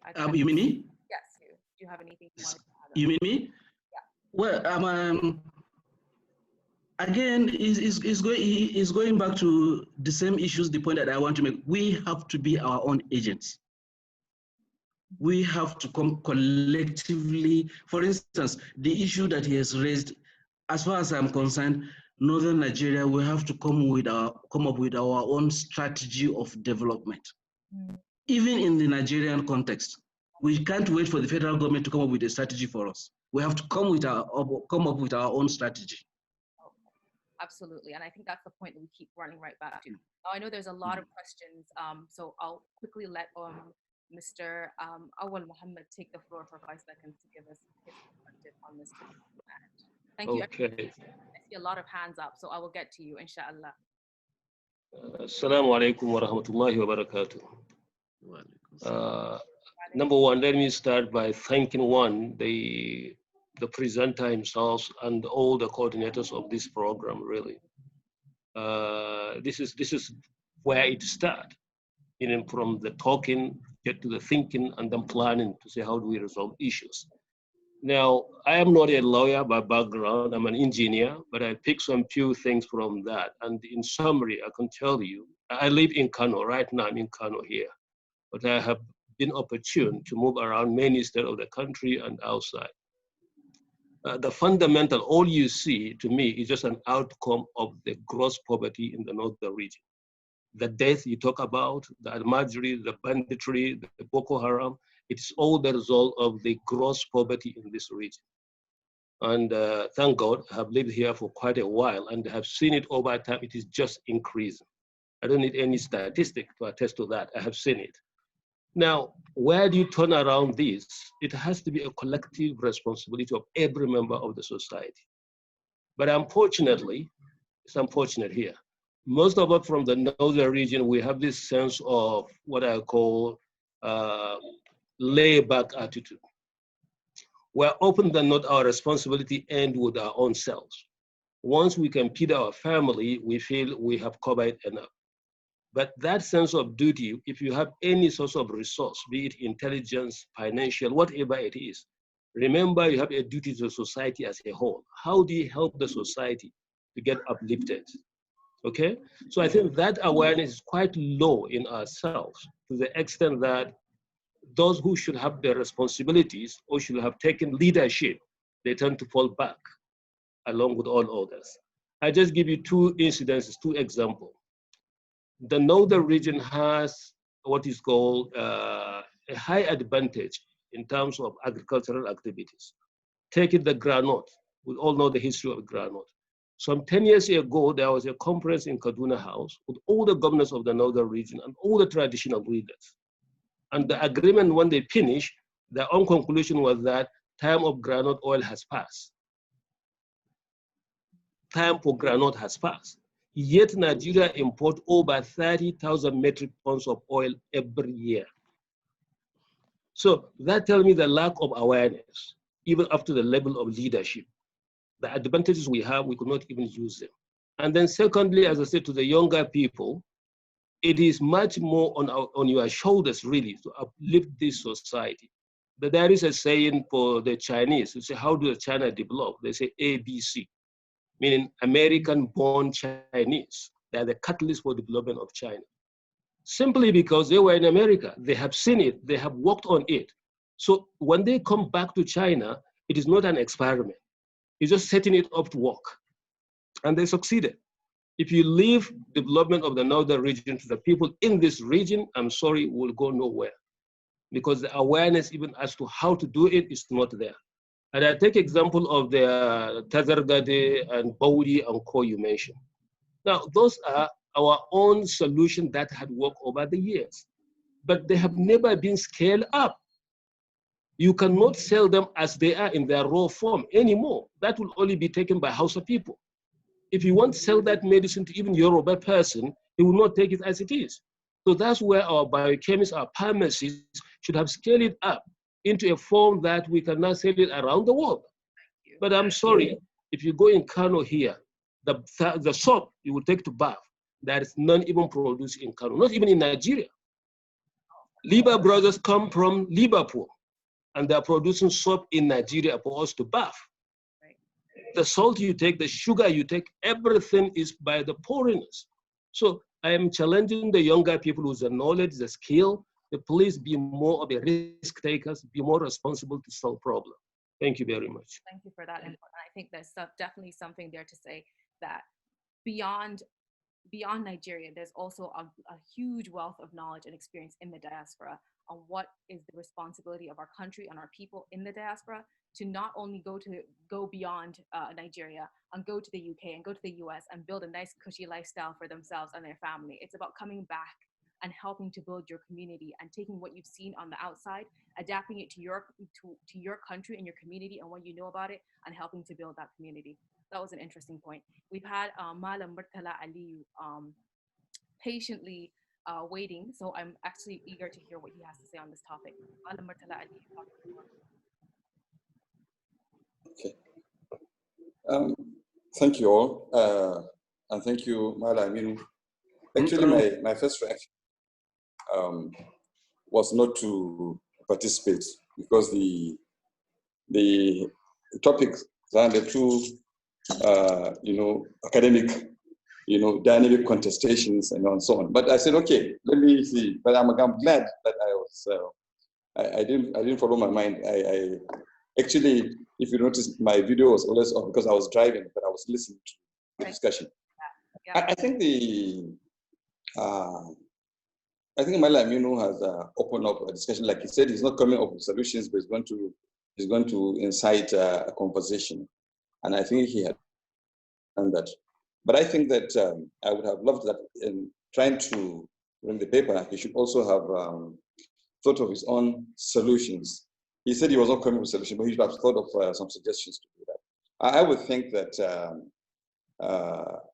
yes, we had issues, but the paper presented by Malam Usman Bugaji actually is the major thrust in this case, the issue of leadership recruitment. Quite a number of contributions, you know, about our approach to issues. In fact, the last contributor was talking about our inability to put things in perspective and to also promote, we are laid back and so on.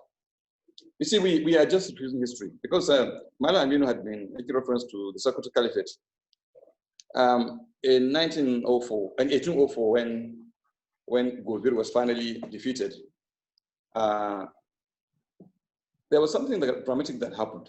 And this was in the paper of Professor Abdullahi Augi. It was a departmental paper in University of Sokoto in 1986.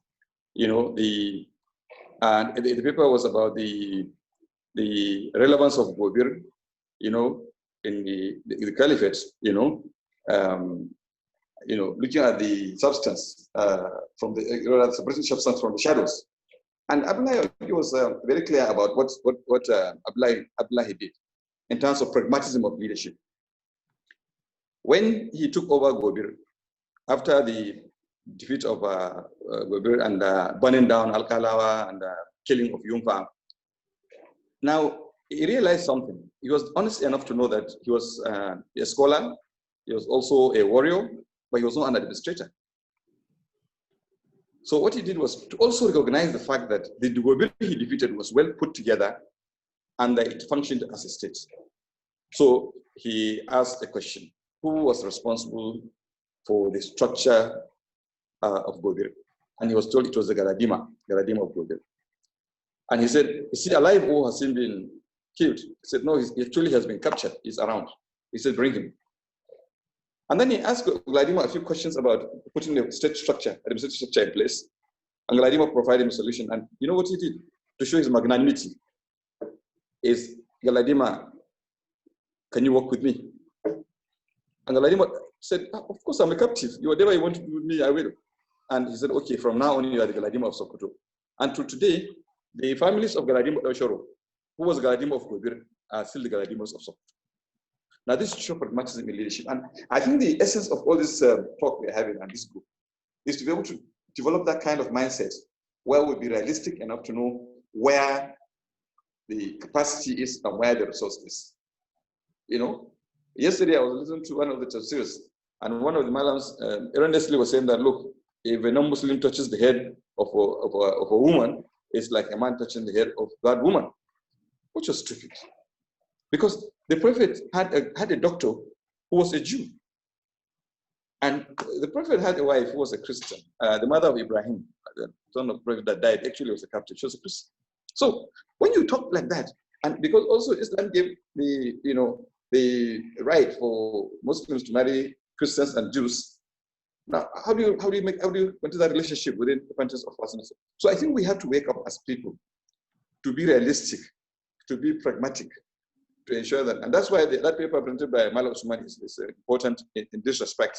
The fact that we need to develop a leadership development capability, talk to ourselves, identify those. There's people that are naturally that can lead. There's those that can support. Let's define the environment and then do that. The issue of the solution, yes, from a discussion here, some are providing solutions and so on.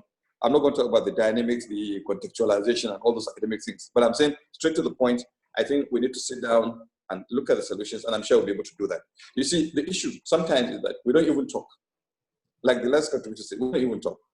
We keep, we keep things to ourselves, or rather, we keep mumbling by the side to say this has not been done. So let's talk. Let's get inputs. Let's have informed position, and let's push. And I think we'll be fine. Let me also touch about the issue of Waqf before I put my hands down. The issue of Waqf. You see, the concept of the Al-Majri phenomenon was funded by were waqf. Before the coming of the Europeans, people established waqf. They have houses, they keep for the itinerant scholars, they have farmlands. So when they come, they grow their foods, they stay in those houses, and because they are migrants, they move to the next place where there are research facilities and so on. So they had time to concentrate on their scholarship and not going around looking for food. So we had not modernized it. If we modernize the concept of waqf, like Mala Aminu said, I think the issue is not about moving children from one place to another. It's the issue that there is a provision for them wherever they are, where they can learn.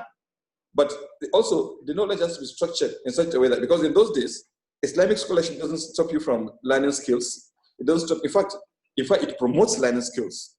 So the important thing is not, and even the Western world today, is not talking about the academics, just that people are going back to skill issues. We have to have skills. So if these Al-Majris, if we develop workers, and I've registered a foundation, which has not taken off because I'm still within the fund. But I think it's going to concentrate on the issue of education. And if we start modernizing this workers, it's not only the Al-Majris, but all our children will now be beneficiaries. All those that cannot afford to be beneficiaries to this. And I can tell you also that one time we sat down with Aliko Dangote about 15 years ago. I was one of those that actually encouraged him to start this foundation, the Dangote Foundation. So look, you can't be going around Kano and be spreading money in envelopes saying this is zakat. Put a foundation, and make it more deliberate, in your intervention, and then probably you take people out of poverty, So I think that Malam Aminu, I think we thank you very much. Like I said, initially I had my own reservation about the paper, and I said, look, this is too academic, contestation, dynamics and so on. But I'm glad that I'm here, and I'm encouraged that but I think at the end of the day, with this paper, with the insight from it, we should be able to also have some take home, and I thank you very much, Fatima. And Silas, also, I wave you back. All right, thank you very much. Thank you. I will let you speak, and Mala Aminu Usman, unless you have something to say. Definitely a lot to take away from that, and I think definitely the concept keeps coming back of don't just go in there and throw away traditional concepts, for example, the waqf that you were talking about, or the international concept, for example, the indices for human growth development. Why don't you take them? Sorry, I don't know. Some people are saying my volume is very low. Maybe I'll just come closer to the screen. Take the traditional concepts, take the international concepts and adapt them and modernize them to fit the demands and needs of your people. And that is where I think we keep coming back to in these conversations. And definitely, Mr. Aminu Usman, your paper is definitely a great technical shift on that, and it opens up the conversation for this kind of thing. So thank you. Would you like to say anything or add anything on top of that, Mr. Usman, before we go to the next question? Well, not so much. Just to say that going back from what the engineer has said in terms of scaling up and things like that, right. You find that we need to understand the dynamics of colonialism. Right. We need to understand the dynamics of the British imperial power. We need to understand the dynamics of the American neoliberal hegemony. We need to understand the contestation that is going on between China and America. You find that America cannot do what it wants to do with China. It can only bash China. The things that we are saying that we want to see done in Nigeria, I assure you, in northern Nigeria, by the time we start doing them, will be bashed by America, will be bashed by UK. Okay. Because what China has done is the powers that you expect to see at the federal level of government, they have drilled it down to the state. They have devolved powers to the states. So things that you're expecting the president of China to do, it is the state governors that are doing it. So immediately you ask him to do something, he'll tell you that it's beyond his power. This is what we're asking for. We should stop looking at the federal government. Our states, our local governments should now be where we want to see the delivery of education and healthcare services, not the federal government. I don't care about who is the Minister of Health, but I want to care about who is the Counselor for Health. I want to care about who is the counselor for education. And he is somebody that should know what it means to be a counselor for education and a counselor for health. I don't care who is the minister for health. Let him be bothered about policies, but the delivery of the actual services, it should be done at my community doorstep, not from Abuja. Thank you. I wonder what has to say in response to that. I saw your. Sorry? I said, I wonder what the engineer has to say in response to that, or have you? No, really, I fully agree with you. It has to be at quite local level, meaning local government and the state. But you need the support from the federal. I give you really an insight into one sector which I'm fully involved in, okay? Industrial activities in Kano State. In particular, I'm keen in the area I put my hand in, which is the vegetable oil, because I'm so passionate about it. With due respect, all the producers of oil, in fact, I consider large in the northern region, none of them has gone to university. None. These are all the Almajiris who grew up to become Malam Gardi and hustle hard to get their money and raise money to, I give you, Kano, the greatest oil producer in Kano is the Almajiri. Oh. The greatest producer of vegetable oil in Katsina State, which are the two largest ones, is Almajiri. He has never gone to secondary school. So that is where I talk about our educated people. They totally shy away from risk. They want safe zone. That will never work to develop a society. That's number one. Once you get the education, you have responsibility, step forward. And then secondly, when you talk about the state, I happen to live in Lagos also.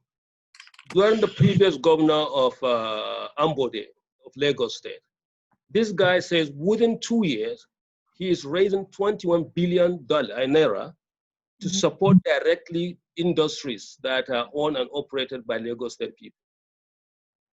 At the same similar time, our state government here was struggling to raise 500 million naira, that is 0.5 of a billion, to support industries in Kano. Then Ambode had achieved his 21 billion. Kano could not raise 500 million to support industry. So this is what I talk around, even the awareness of what I call the economic war that is facing not only northern region, but the whole world. China or anywhere, they want to dominate you. They want to flood your market. And they want to make you a beggar. All right, take the raw material from you and bring back the finished product to us.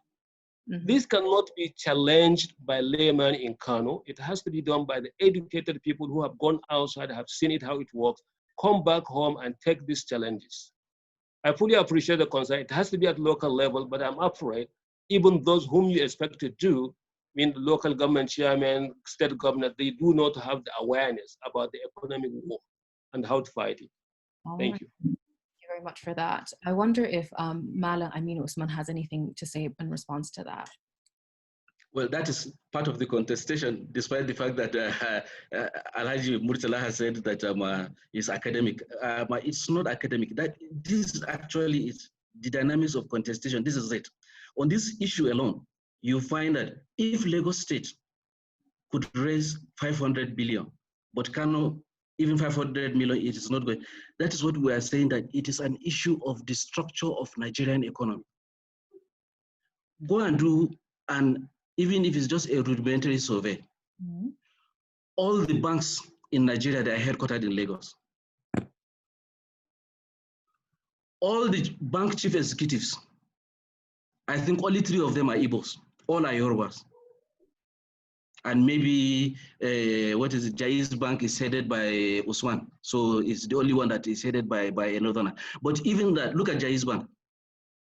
How many accounts does it have in Katsina? How many accounts does it have in Zamfara? But how many accounts does it have in Lagos? How many accounts does it have in Enugu? So you find that the dynamics of economics and financial sector, as he highlighted. And as a matter of fact, let me say this. I've been to China. I've gone to Guangzhou. I've gone to Wuhan. I've gone to Shanghai. This same Almaty that he's talking about, that are the ones that are producing oil, the same Chinese, they didn't go to any university.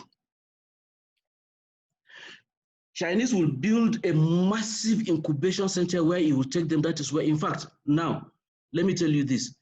State governments in China, they are operated like companies, multinational corporations. That's how they run them.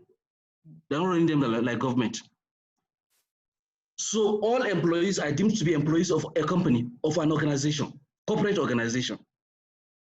They build a massive incubation center where you go, that is where you learn whatever you are going to learn, even if it is up to degree level. You learn it there and you are producing there, you are putting everything to practice in that incubation center.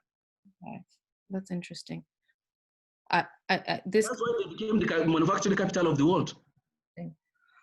If you are going to sit here to say that until you have a PhD in engineering before you will go and work in oil processing in China, they'll say, look, do you know how to use this machinery to process oil? Yes, you do. Go and do it. Well, we don't care if you have professors of what, it's immaterial. I suppose it's about that China doesn't, right? Skills. We do definitely need to invest in developing our skills of the local people. You can't, a lot of fleet to ask the expat to come back. What better machinery, what better platform, what better tool that we have than Al-Majid education system? We don't have any better machinery than that. And then people were allowed to allow us to kill it. That's why it pains me. Okay, yeah. Thabo Mbeki, when he was the president of South Africa, pharmaceutical companies organized an international conference in South Africa on HIV retroviral drugs. They asked him to come and present or give the conference open, and he said, hey, wait a moment. In South Africa of today, how many people are dying of HIV/AIDS and how many people are dying of malaria? Why are you not having a conference on malaria? In fact, how many people are dying for lack of food? Why are you not having a conference on food, international global conference on malaria and food? Why are we having a conference on retroviral for HIV/AIDS? I suppose that just boils down to, again, understanding the issues that impact your community and trying to focus on them and actually the connection between you and your community. Thabo Mbeki did not stop there. He managed to go had a Timbuktu University. So he was surprised that on the African continent, there was a knowledge-based place that is purely indigenous, autochthonous to us. He went to Mali. What he learned from Mali, he went and implemented it in South Africa. Thank you. So there is a lot to learn from this kind of conversation, I suppose. And for me, the key takeaway is understanding absolutely. It lies in beyond just sitting and waiting on the government. It relies on everyone across national effort needs to be made. It relies on the expats coming back and using their learning and their knowledge and adapting it to their people. But it also relies on investing in the people and the locals and upskilling them so you do have the workforce to keep going. So that was a great learning. Thank you for that input. There are a lot of questions, so bear with me, and I'm so sorry to the audience. There's a lot of hands up, so I'm trying to struggle, especially keep time, and I know we all have, as a meet is impacting us all, so we'll keep going, sorry. Akwai Shamsuddin has been waiting patiently with his hand up, so I've unmuted you, and you have the floor now to make your point or ask your question. Thank you. Thank you very much. I commend the presenter, and I thank him for giving us the opportunity. Mine is taking us back to the issue of social contract theory that he has raised and drawing our attention to the fact that we're talking about the situation in northern Nigeria, but the greatest threat today to our socio-economic existence is the issue of security. Amidst this COVID-19 crisis, the escalation has reached its peak. Rural northern Nigeria is largely becoming an ungoverned space.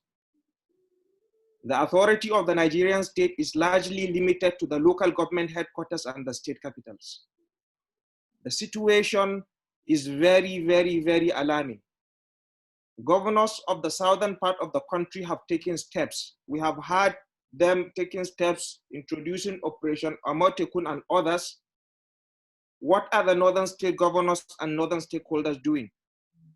The basic economy of the north, the average northerner who lives in rural northern Nigeria is a farmer. The average northern Nigeria, the average northerner in Nigeria today who lives in the rural part of the north finds it difficult to farm. A lot of them have been displaced. Okay. In Katsina State, in Kaduna State, you know, the situation is all around.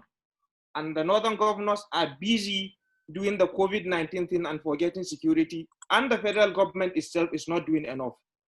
The situation is alarming, and it is something that is dangling before us. Then my second comment is on the issue of endowment.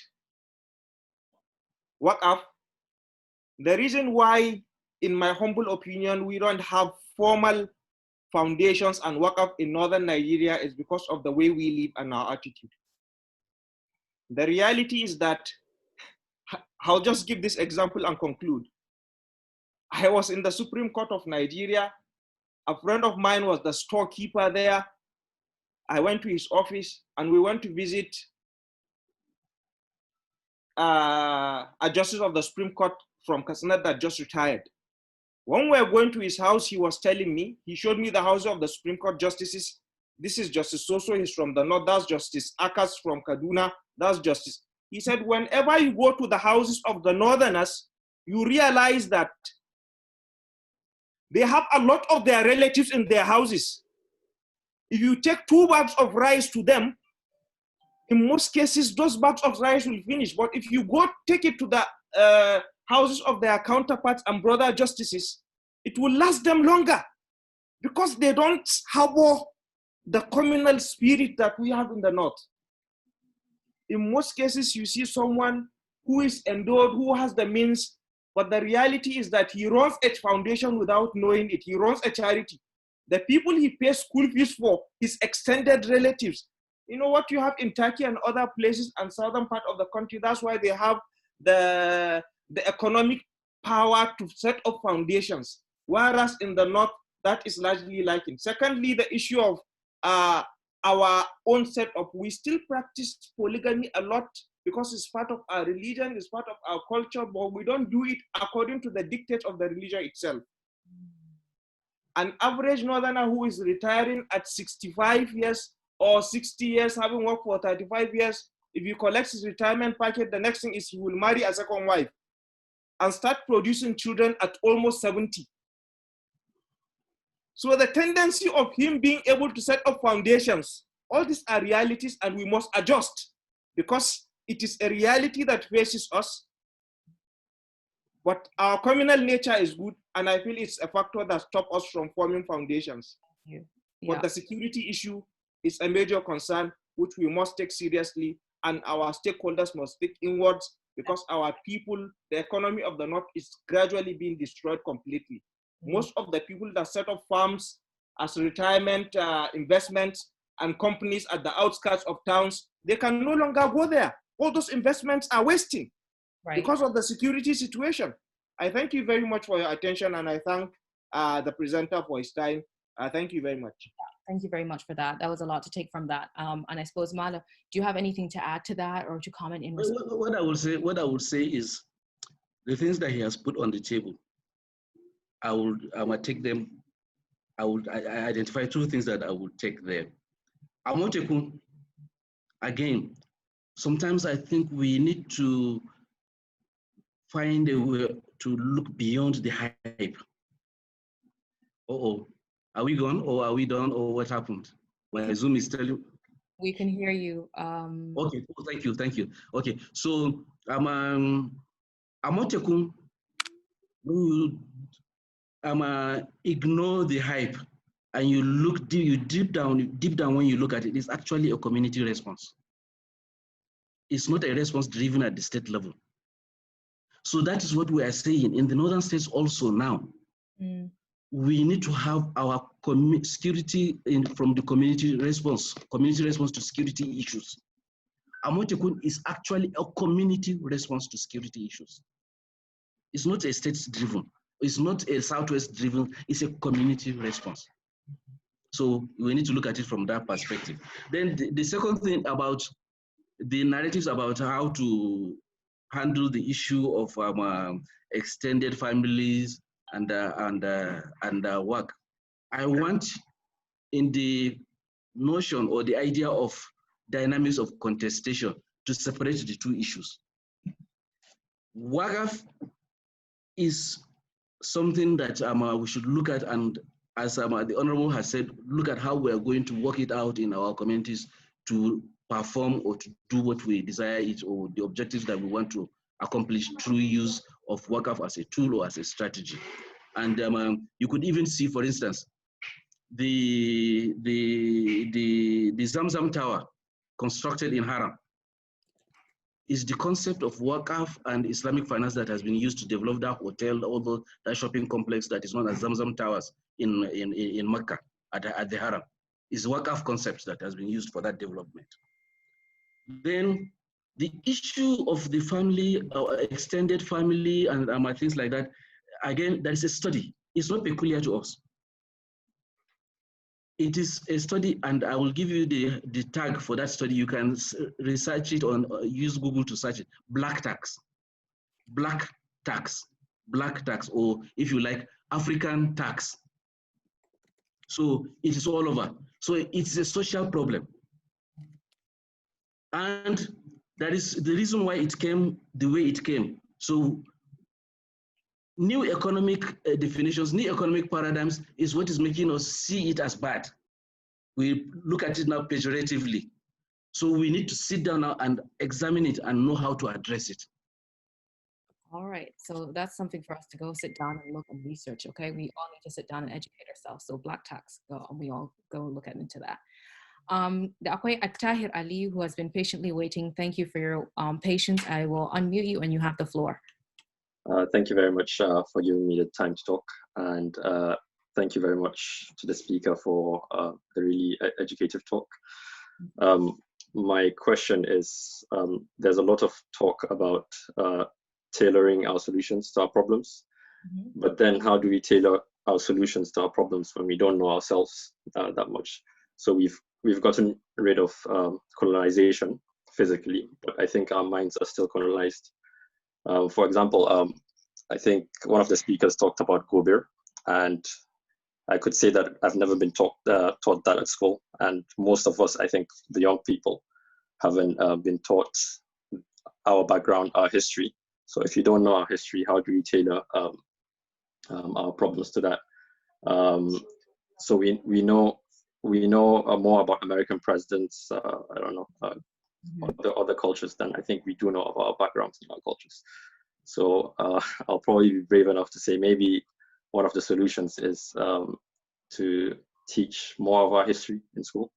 And does the speaker think that's the way forward, or are there any suggestions? Thank you for that question. That was a great input. Thank you very much. I'll let the speaker say what he needs to say on this. You find that for me, it's not just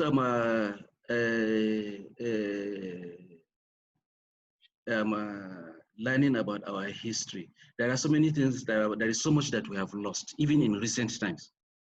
I will tell you this, and Honorable Murtala Ali can bear me out. Ask him, when he was going to primary school, was there a reading room, library where he goes to read?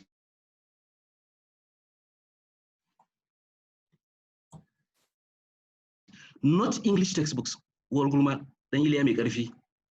and all these kind of textbooks that were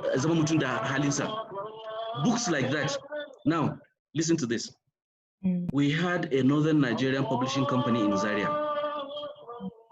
Longman Books of UK established a subsidiary in Zaria. They bought over all the titles of books that our own books written in Hausa language. They bought everything about Gaskia Corporation and Northern Nigeria Publishing Company. Longman bought it. And now nobody knows what is happening to those titles. You can't see that. You can't go to any bookshop now and buy You only see them now in the Hausa literature circulating in Kano, which is newsprint. That brings me to another thing. Our own knowledge, our own indigenous knowledge. Look at what India did. India would go to US, UK, and see a textbook and say that, look, we want to pay the royalty for the intellectual property of this book. See, I'm holding a book here for you. India will just put this hardback All this is newsprint. This is newsprint that they use to publish a textbook. So all they acquire is the intellectual property right of the book, and then they mass produce it and make it available to Indians. Right. Thank you very much. In the background, we better be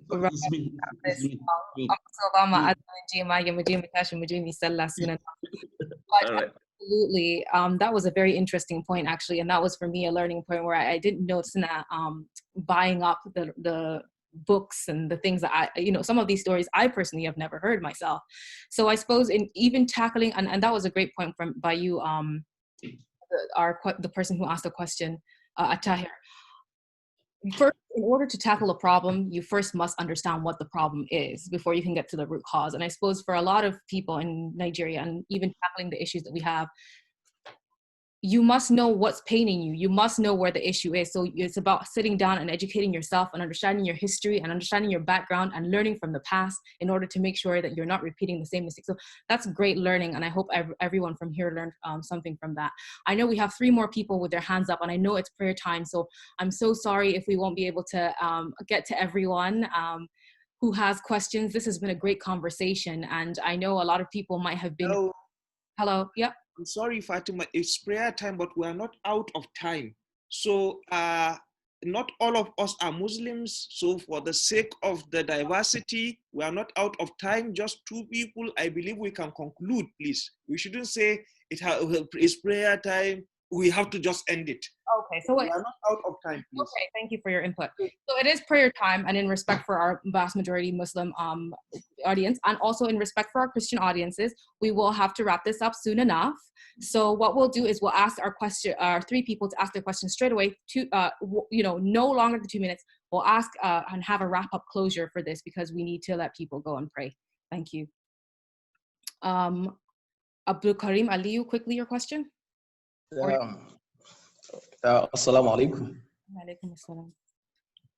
My question to Mala Aminu is I want to ask that can we find a way to use media like all these movies to enlighten people how the law operates and how law is for us to know our freedom. For example, if you look at in America, they used to use movies to enlighten their people law about law. Just like if you have watched Boston Legal and other series of law for their people, for their community to know their right and their freedom. Thank you very much. Right. We'll yeah, because we're in consideration for time. That's a great question. Okay. I'll let Lawal Muhammad quickly slip his in, and then we'll have a nice summary of all of them all together so we can get off. Lawal Muhammad, quickly make your comment or your question. To add on the issues around poverty. And Shamsu made a great remark about how security is in the front burner right now. We're not even paying attention to it because COVID is, in our face. The truth is that Malam Aminu has said something very critical at the very start of his own comments. And he said, all of these things that we see are symptoms of the major problem, which is poverty. Take away poverty and you will see crime rates going down. Take away poverty and you will see unemployment and all sorts of the myriads of problems that we are talking about today going away. Because the way it looks these days is that sometimes people are limited in the choices they have about what to do with their lives. And crime is the easiest thing to go into. And then this is where people fit in quite well. So I think the focus should be on service delivery that takes care of poverty within our communities. Thank you very much. And okay, so for me personally, I'll make a quick comment. I don't think poverty is the root cause of any issue. I think it is actually a result of underlying festering issues that must be tackled. But I will keep my mouth quiet and let our speaker get to that question, to that point when we get to that point. And finally, we have a quick comment from Muhammad Jibril Labarang. Quickly make your comment and we'll let the speaker make closing remarks. Thank you. Ahmed Jamil, not Jibril. Sorry. Yeah. Okay. I would just like to, go back to the point made by Shamsuddin about having structures already on ground, of people in the north taking care of others. I believe that's not enough. It's a very unstructured way. When we are talking about endowment, as Mala Aminu had mentioned, we're talking about establishments like Zamzam. And dating back to that, even before then, it's mentioned that Uthman bin Affan, the third caliphate of Islam, he gave out an endowment, and up till now, he has a bank account in his name, 1400 years, after. He has a bank account in his name. There is a hotel, in the name. So the structure is not just a haphazard structure of ending poverty or just giving this person 2,000, 3,000, giving them rights. No, it's beyond that. It's a structured something. So that's endowment. Then finally, I would suggest that, in the next sessions, I think personally, we have had enough of, portraying the negative picture, talking about we have this, we have that. We have been lamenting enough, I believe. So let's have, the coming sessions to be on practical, issues. Let's throw a problem like Al-Majri. Everyone should give us, what's your feedback? What do you think is the way out? Let's document that and have some practical, steps to solving our problems. But the problems we have, we know them, everybody knows them. We don't have to paint them again, Even the layman knows that, yeah. So thank you very much. Thank you very much for that. And there's definitely something to take away from that, which is structure is the most important thing. Fundamentally, you need to sit down and have a plan and order. But in order to have a sufficient plan, you must first educate yourself.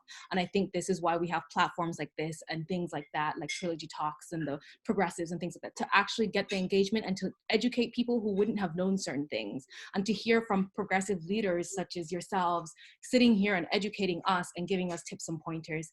Thank you so much for your comment. And there is something to take away from that. Definitely, I would agree with you, Muhammad, that absolutely we can't sit and fester in our issues and keep pointing them out every other day. But fundamentally, we're trying to educate ourselves now. There needs to be a space for action, and action needs to have a plan. And so that's what we need to sit down and organize ourselves and do. Thank you. I'll let you, Mala Amin Usman, give us any closing remarks you have before we let everyone go off. Thank you so much, everyone. A journey of 1,000 miles begins with the first step. And that first step also, you need to prepare and plan whether it is going to be the right foot that you put out or the left foot that you put out. So I would just say that in terms of the reference that has been made to the deployment of popular media to kind of bring about a mental mind shift or world perspective or worldview in terms of the average northerner. I think that is, how would I put it, there is an opportunity in that. But we should stop seeing it from that perspective also. We have our own indigenous, autochthonous means of doing that. Our problem is that a particular narrative has made it look like our own popular media but there is something bad with it, and we're throwing it away. So that is what I would have to say about that. Then, of course, as you said, my point exactly in the issue of dynamics of contestation, our problems of security is not security per se. There are underlying issues, and it is our failure to address those underlying issues. And I will give you one practical example.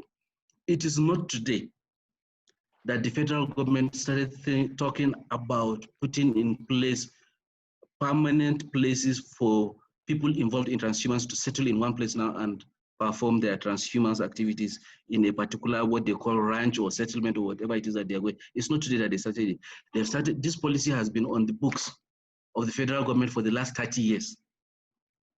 Now in stakeholder engagement, the Fulani, for instance, they asked the policy wonks that if you ask us to stop moving about with our cows, the skills that we have acquired on how to move or transition from one place to the other without a map, without a GPS, without anything, what are we going to do with those skills if we are going to stay in one place?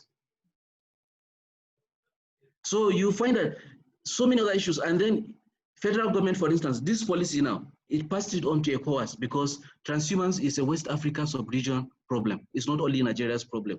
So now, ECOWAS said that, okay, what they are going to do is they will now tag each cow with the name of its owner so that you know the owner of a cow wherever it is in the entire West Africa sub-region.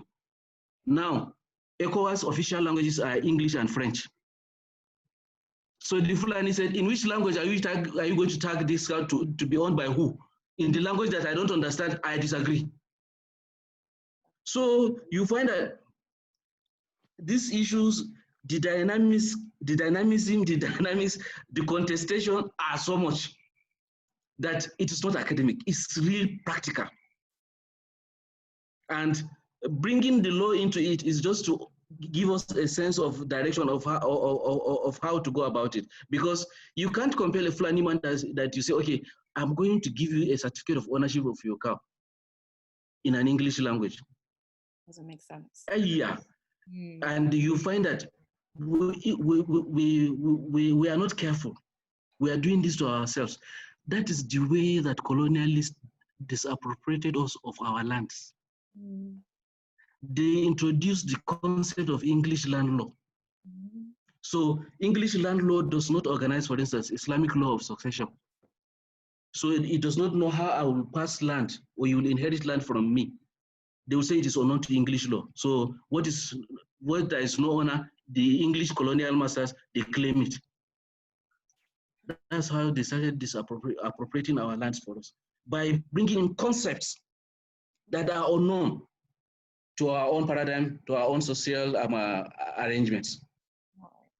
Thank you so much for that, and your amazing today. And thank you so much for opening the floor for discussion and really urging us all to really sit down and think deep about these kind of things. And again, what we keep talking about here is go beyond just sitting here these lectures. Think about how you can impact that in your real life, in your small way. And when you do have ideas, of course, share them, but sit down, think about it, and think about how you can progress it and group together and make partnerships where you can develop great things for your nation and your people. So thank you so much again, Mala Aminu Usman, for joining us here today, for opening the dialogue for discussion, for taking your time out of your precious day. Thank you so much, everyone, for coming here today. I hope you learned something new, and I hope we continue the conversation. And beyond that, I hope we can sit down and think about practical actions that we can put into our lives to actually make this improve.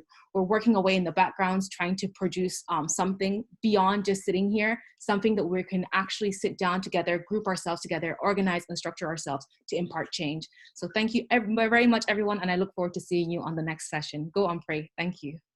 Thank you.